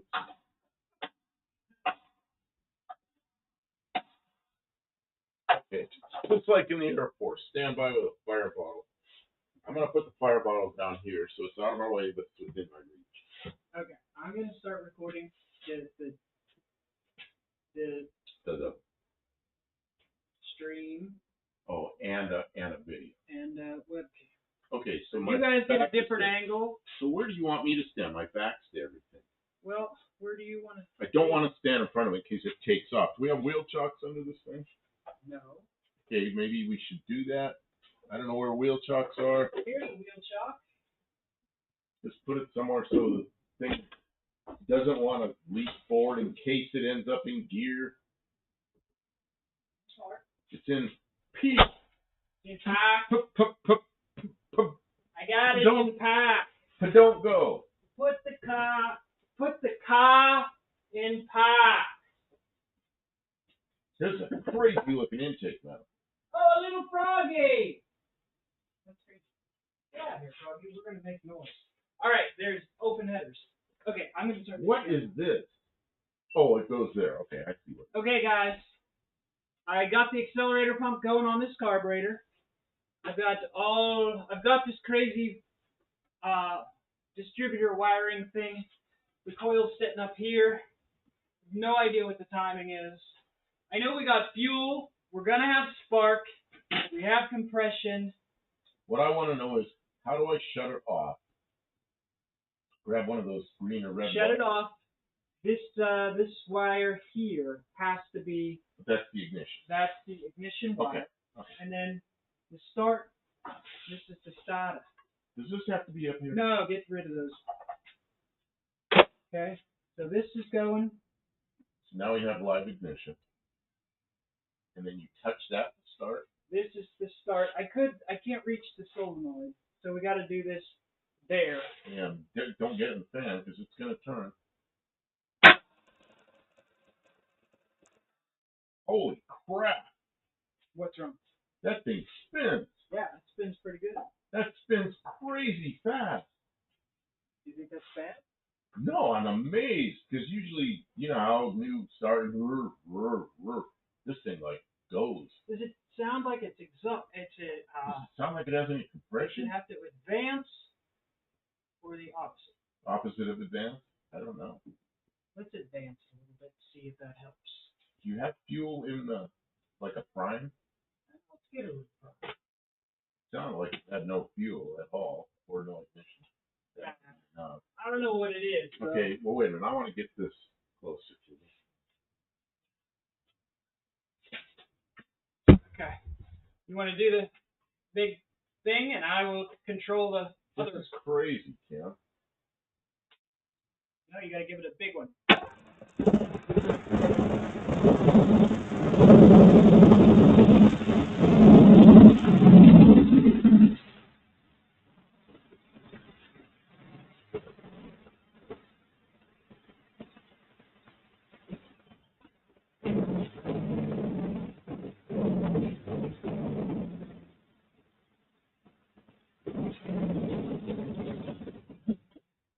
Well, I'm sure that cut the mic out. But that was, you know, it's an uncorked V6. You can imagine how it sounds. That thing was running. You know what's wrong with it now? Just needs mufflers. This worked. This crazy thing here worked. There you go. Man. That's an actual thing. That's amazing. Okay, so now the problem we have, Kim, is the shop is full of exhaust. There it is. That crazy monstrosity. Okay, let's see what anybody said. That was the beginning of the end of my criminal career. What is this? I don't know what that is. Andrew Button, a UTG moment here with the squirt bottle. Yeah, except we don't have his squirt. I have one of his squirt bottles, but that was a different squirt bottle. No, that's a UTG squirt No, bottle. it's not. Oh, no, that's not. No, I should have had his. That's a mustard bottle that I bought. All right, the chat was here. You guys waited for 3 hours and 14 minutes. Josh Thanks Owens for says, being here. sounds rather gruesome from here. You could hear it, because usually a loud thing will shut the mic off. Tim says, we heard it, but it's pretty muffled. Oh, okay. Oh, it's loud. It wasn't muffled here. It was just like having it sounded like a V8 that was uncorked, but it was not. Loud. Okay, now we've got It was loud. Chippy River. Good evening. Hopefully the full won't pool up. I'm not sure what that is. Buddy Carfano says now he can sleep. You know what, Kim? Yes, you can rest Kim now, buddy. made that. It was a Sheer force of will. what do you call it? It was a fuel injection with a electronic fuel injection. She made that intake manifold out of sheet metal, and JB weld and it just and regular ran. weld. Stray Bullet says do a Briggs and Stratton carburetor next. Okay, so Kim said Mexican Spec says we can't see you, Buff. You can't see me? They can see me now. Well, we were changing some cameras around, I think. Can you see me now? Yeah, they can see Tippy River says, oh, the fuel won't cool up. Oh. Yeah, I don't know. I think that the air's going through there so quickly. Little froggy jumping around. You know what? It's a big, long thing. It probably have all kinds of low-end torque. Yeah, see, Dean Stevenson says, Kimborghini cares about Carafanos. So you did that so he could get some sleep. And DF Repair says, congratulations. Thank you. I told you we would feel so much. Doesn't it feel so much better than it did last night? Last night she was ready to just push it outside. And this. She goes, this will never run. And I go, yeah, it's really close. She was having a bad evening. Let's see. I will admit, Mexican Spec says, I will admit when I am wrong. Now take it out on the highway. No, you can't do that. Here's why. There's no license plates on it. There's no registration on it. There's no insurance on it. And there's a tire missing. I don't have a three-wheel car. I don't have a throttle cable yet. There's no linkage. The fuel won't fuel. Oh yeah, there's no fuel pump or anything like that. Although no, that's not true. There's a fuel pump sitting on the Studebaker that I had on here when it had the other motor in it that ran. But we need like a fuel cell of some kind, or maybe we need to clean out the tank or something like that. And there's no I don't know what it's called, like a kickdown linkage. Can everybody hear us now? I don't know what happened with that mic. Did you hear the stuff or? They can hear us now. Yeah, I'm watching a mic working, and then Mexican Spec said he couldn't see me, and I'm trying to see if everybody actually can. Mark Survey is right, and no rating. We're working on the rating. Oh yeah. How long do you have it running? Like 45 seconds, maybe. Yeah, right. Yeah. Right, but to do anything more with it, we have some things. Yeah, we have. But it feels good to hear it bark. And, I expected it to go bump, something like that, but it didn't. It fired right off and ran great. It just ran really well. It was a running motor. When I pulled it out of the other truck, it's 2 o'clock in the morning here, or is that clock wrong again? And Marco, is that clock wrong again? What time? This clock is wrong because we can't reach it to fix it. That wrong is right. That clock is probably within 5 minutes of right. Mexican Spec, guys. Mexican Spec is going to go live tomorrow in the afternoon. Watch for his announcement. You opened the door. Okay, so we're getting some. Yeah, we're gonna get bugs, but that's too much stinky. Danny Boyd says, "Geez, it's almost 2 a.m. here." Yeah, it's almost 1 here. But you know what? It's running, and it's running quite well. Man, it wasn't hard to get it to run. What do you have for fluid in the transmission? There's another thing. We need to Remember I had milkshake in the transmission Okay. and I was cooking it on the stove. You weren't here. I was doing that when you were out of town. You were cooking Don't you remember? transmission fluid on the stove. I do recall something like that happening. I came home and found this goo on in the kitchen. So I ran that in here. How many of you have a girlfriend that cooks transmission fluid and water on the stove to try to separate it? I heated the water out of the transmission fluid. The whole it was a dumb idea. In the kitchen. Oh man. See, if a guy did that with like a normal woman, the guy would get thrown out of the house and call the police. But when the woman does that, you know what the guy does? He laughs because he thinks it's funny. But it sure stunk the kitchen up. Danny Boyd, I painted my beard today. It still needs some mullet straightener. Oh my God. Yeah, 15:20 there. Man, it's 3 o'clock in the afternoon and where Tabo is. Dean Stevens, it wasn't certified welds. Adrian Owen would have sent it to the crusher or whatever that is. Okay, so. See, we've done that before. Boiled water out of the ATF to reuse it. See, I think the oil cooler in the radiator must have somehow transferred water in. Tabo, we've done that before. He wonders why he doesn't have a girlfriend. Come over for dinner, but we're not going to eat till I finish boiling the water out of my transmission fluid. Jeez. Normal is a setting on your washing machine. Straight bullets goes. I don't allow that. Hey, look at this. Look at this. You know what, Kim? You know what? Yep, we got to get the wires back over here. Because she disconnected my wires. Celebrate good time. Come on. Boom, boom, boom, boom, boom. Bum, bum, bum. You almost get to bridge the whole thing, Kim. There you go. Hey, Studebaker's lit up. And thank you for the super chat.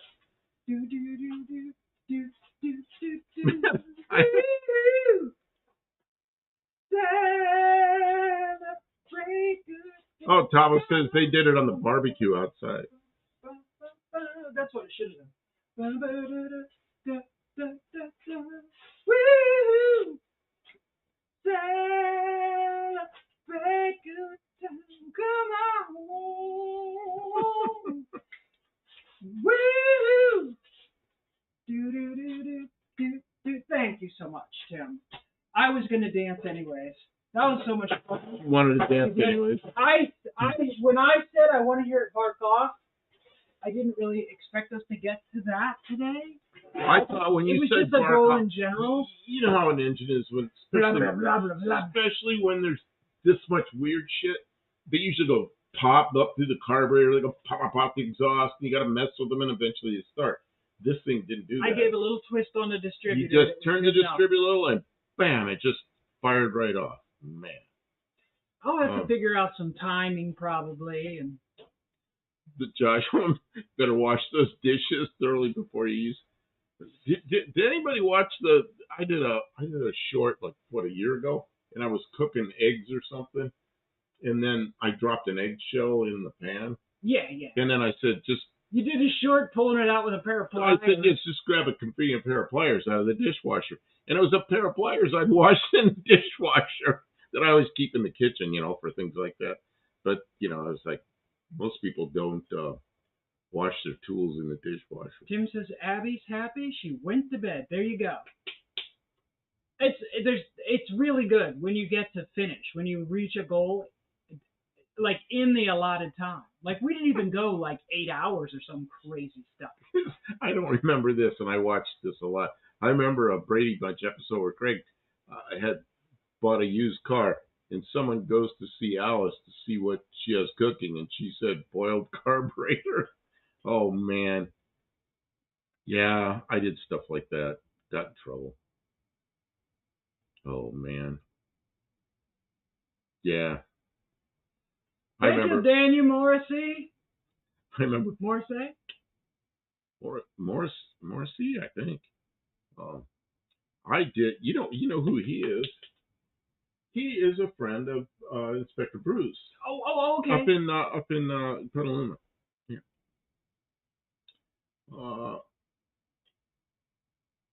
Dean Stevens is the guy who's certified engine swap. Oh God, you got to certify engine swaps? We'd never get anything done that way. Morrissey, both are awesome. She did this. This is her. This is her project. This is a project I didn't want to do. I've been working on this thing. If you look back at my channel, I've been working on this since the winter before last. I got it running, but it was a different engine, and I couldn't get that engine to hold its water. It must have a crack in the block cylinder or something because it was getting always blowing. She put heads on it, and then because we thought it was a heads or a head gasket, but then so still getting exhaust in the radiator. Pretty big. A running truck with a bad transmission, and we went and picked it up, and that guy was crazy, and it was driving around. It just transmission wasn't right. Anyways, it doesn't matter. We pulled the motor out of that, and then we stuck it in here. But all the fuel injection stuff, I didn't want to do all that wiring, so I made this manifold, and now we are here. We have a vehicle that can. Oh, and the distributor. I made that distributor. That's the other thing is that distributor. She got the pickup like a Chinese clone of a I just said it a little while ago. The Unilite distributor, but it's just the pickup. And then she made the thing with the 6 windows on it because it wasn't supposed to have that. So she cut those slots. So that distributor has a bunch of homemade stuff in it, and it fired right off. It works so well. Thomas says, man, if we take out a 318 in a pre-72 model and replace with a 360, it has to have a detailed inspection.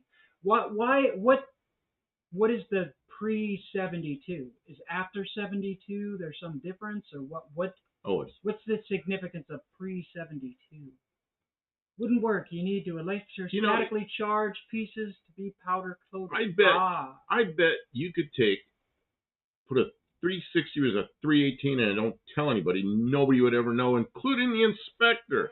He'd look at it and not know what he's looking at. Just go, yeah, it's a 318. I mean, it's not that hard to tell the difference between the two. It's stamped on the. It's cast into the block real big. You have to glue new numbers. But unless you're looking, it's underneath the manifold on the side. And why would you be looking for that?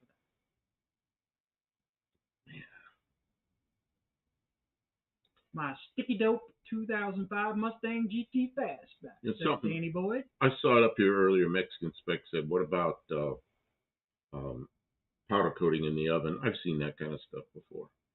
Okay, after 72, 360 was an available option. But does it have to match the VIN? Like if it was a car that wasn't equipped with a 360 and you change it, do you have to have it inspected, or just because of the year?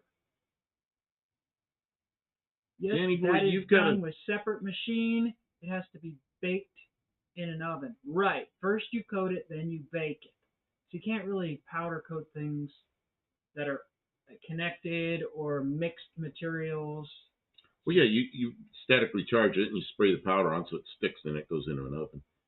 We used to powder coat a lot of the airframes we did. It was an option we had, but we had somebody do it.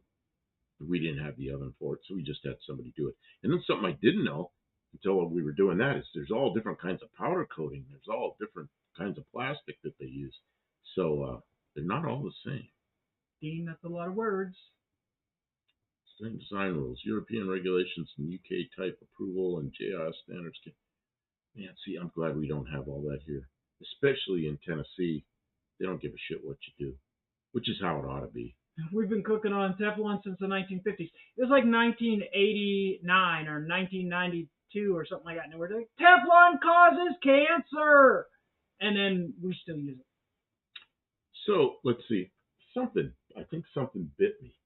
No, maybe we need to close the door, yeah. Well, I was trying to get some air in here. I Tim know. says he replaced the 318 and his Demon with a 360 and didn't tell anyone. But he's in Colorado.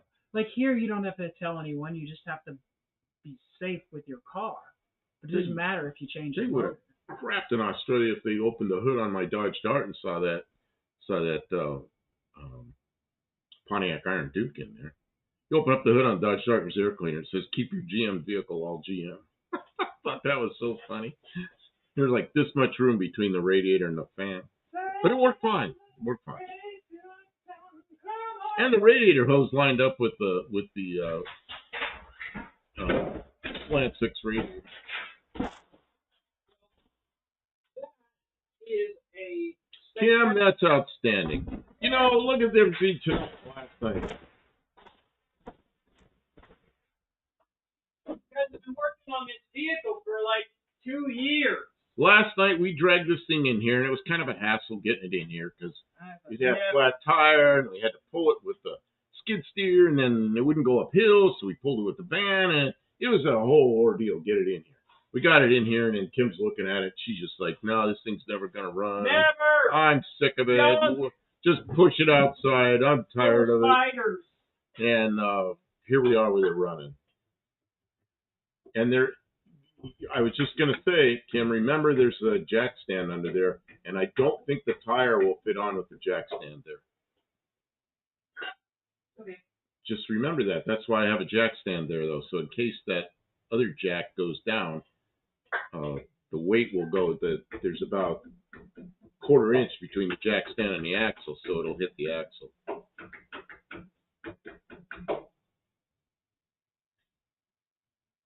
Danny, boy, I bought a new, this Mexican spec says I bought a new 1990 GT hatchback. It's a nice car.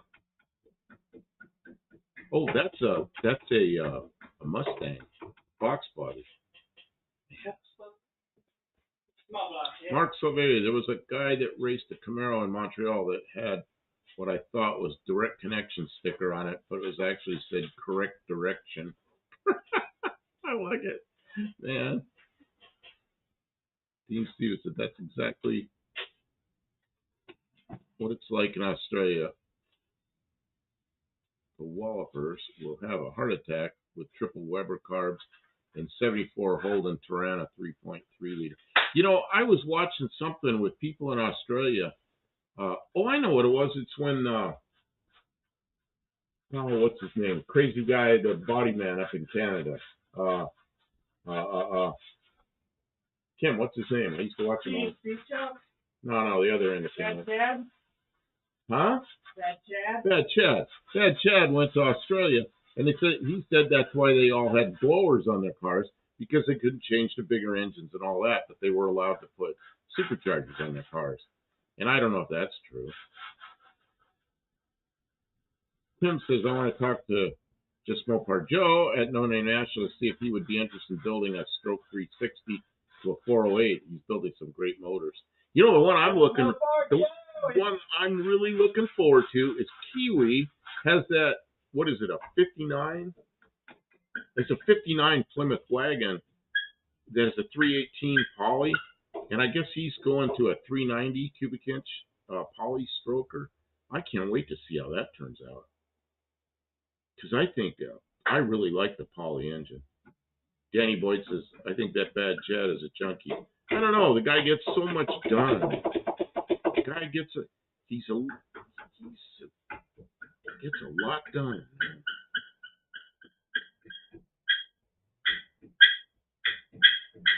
Danny Boyd, you're too honest tonight, says Mexican Spec.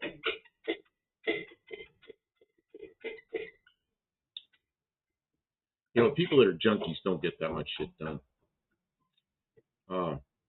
Dean Stevenson says, in 1990, a 4.4 Leyland P76 engine, 1966 Ford Cortina crashed into the, I don't know what that is, Lee Bridge in Dunedin. The engine was launched 60 feet.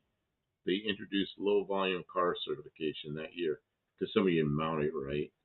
Somebody does some shitty work, which can be on a car that has the original engine in it.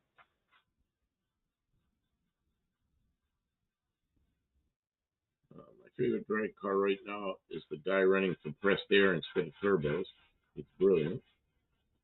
Who's doing that? I've heard other people talk about that. Stray Bullet says a tweaker can surprise you. Or tweakers can surprise you. Yeah, I used to work with a guy that built airplanes, and he was a druggie. And he built some nice stuff, but you know what? When he finally got off the drugs, spent time in prison a couple of times, and finally quit that stuff, he's actually a lot better craftsman now. He is better. Well, and he's not so annoying to be around. He's not borrowing money from everybody. Tim's over there expanding our brake drum.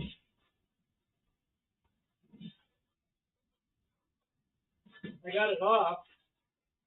So what was it I asked Mexican Spec a while ago, and I forget what I asked, and he was scrolling pretty quick, so I think I missed the answer.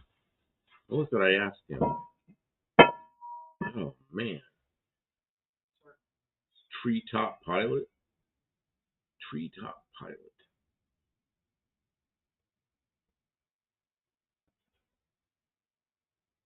Oh, I asked Mexican Spec about something.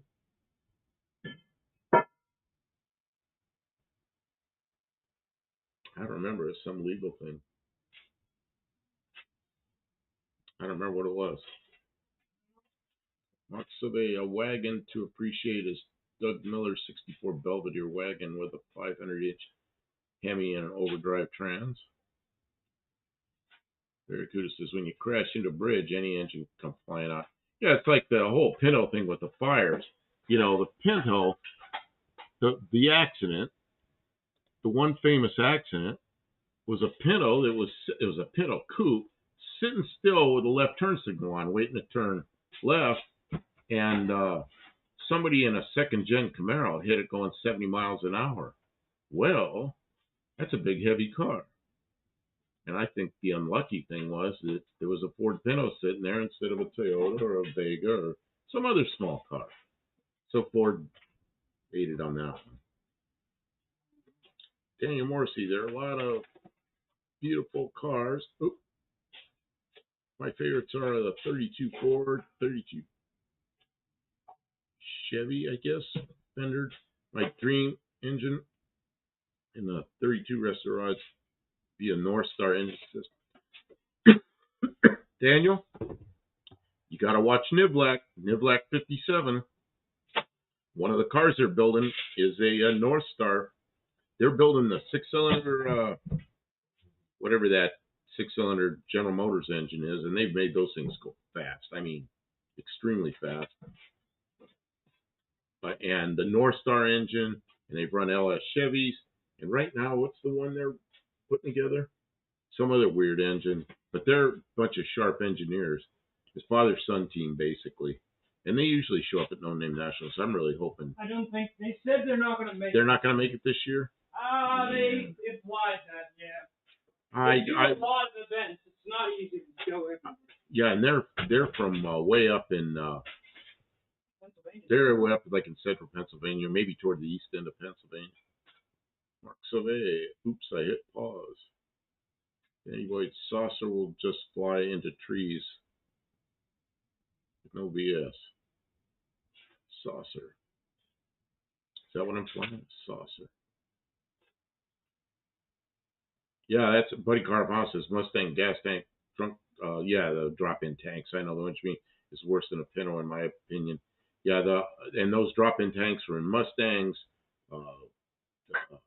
Falcons, Fairlanes, Torinos, Cougars. Those things are horrible. And worse yet, those Mustang gas tanks, somebody will put a battery back there and then stop in a hurry, and the battery flips over and both terminals hit the top of the gas tank and short out. Whoa. Dean Stevenson says, Alloy Tech 3.6. I don't know what that is. Maybe that's something you have there. Danny Boyd, just try that with a helicopter airplane. Aeroplane. I'll give them this. In the rear end axle, the quarters on the Pinto jammed the door so people couldn't get out. That didn't happen on other cars like that. Well, what really happened on the Pinto is it's kind of shaped like this. If you're looking at it from the back, and the sides would pooch out, and it'd pull a filler neck out of the gas tank. So what they did was they made a real long filler neck to go down in there. So no matter how much it pulled, it wouldn't pull it out. Yeah, Mexican Spec says that's what the trunk mat was for.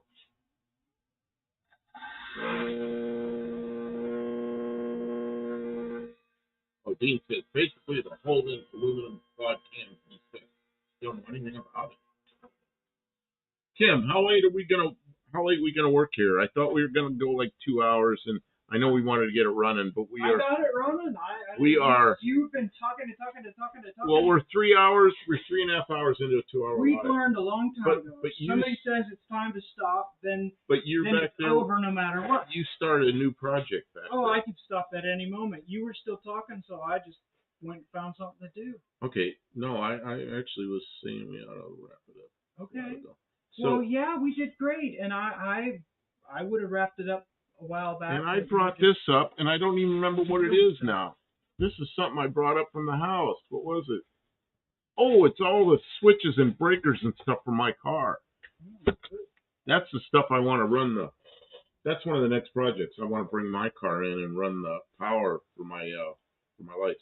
Okay, Danny Boyd says, "Good night, you guys. I'm gonna have a 4th or 5th glass of gin. Holy crap, man! Take it easy on that stuff. Go easy, buddy. Don't poison yourself. Yep. Have fun. I want you to wake up in the morning. Have fun, but don't. Fun only goes so far. Okay, Kim. Are we gonna say? We are, guys. Thank you so much. You've made it to the end. If you're still here, I'm awarding you 4 points. That's a lot of points. Everyone who can hear the sound of my voice. Thanks to everyone who commented. Thanks for all the different conversations. I'm sorry if we didn't follow along very well with any of the particular streams of conscious, but we do our best to welcome everyone and be we're going to cook breakfast. Yeah, that's what we do. We're going to go get something to eat. And Buddy Carl can now sleep. I have a renewed sense of hope for this beast. So I hope you guys enjoyed, and thanks to Mexican Spec and everybody, and we will see you next time. I'm not going to stop talking, but at some point he's going to cut me off. But she won't. When I shut it off, she will not stop talking. And Mexican this is the one place where I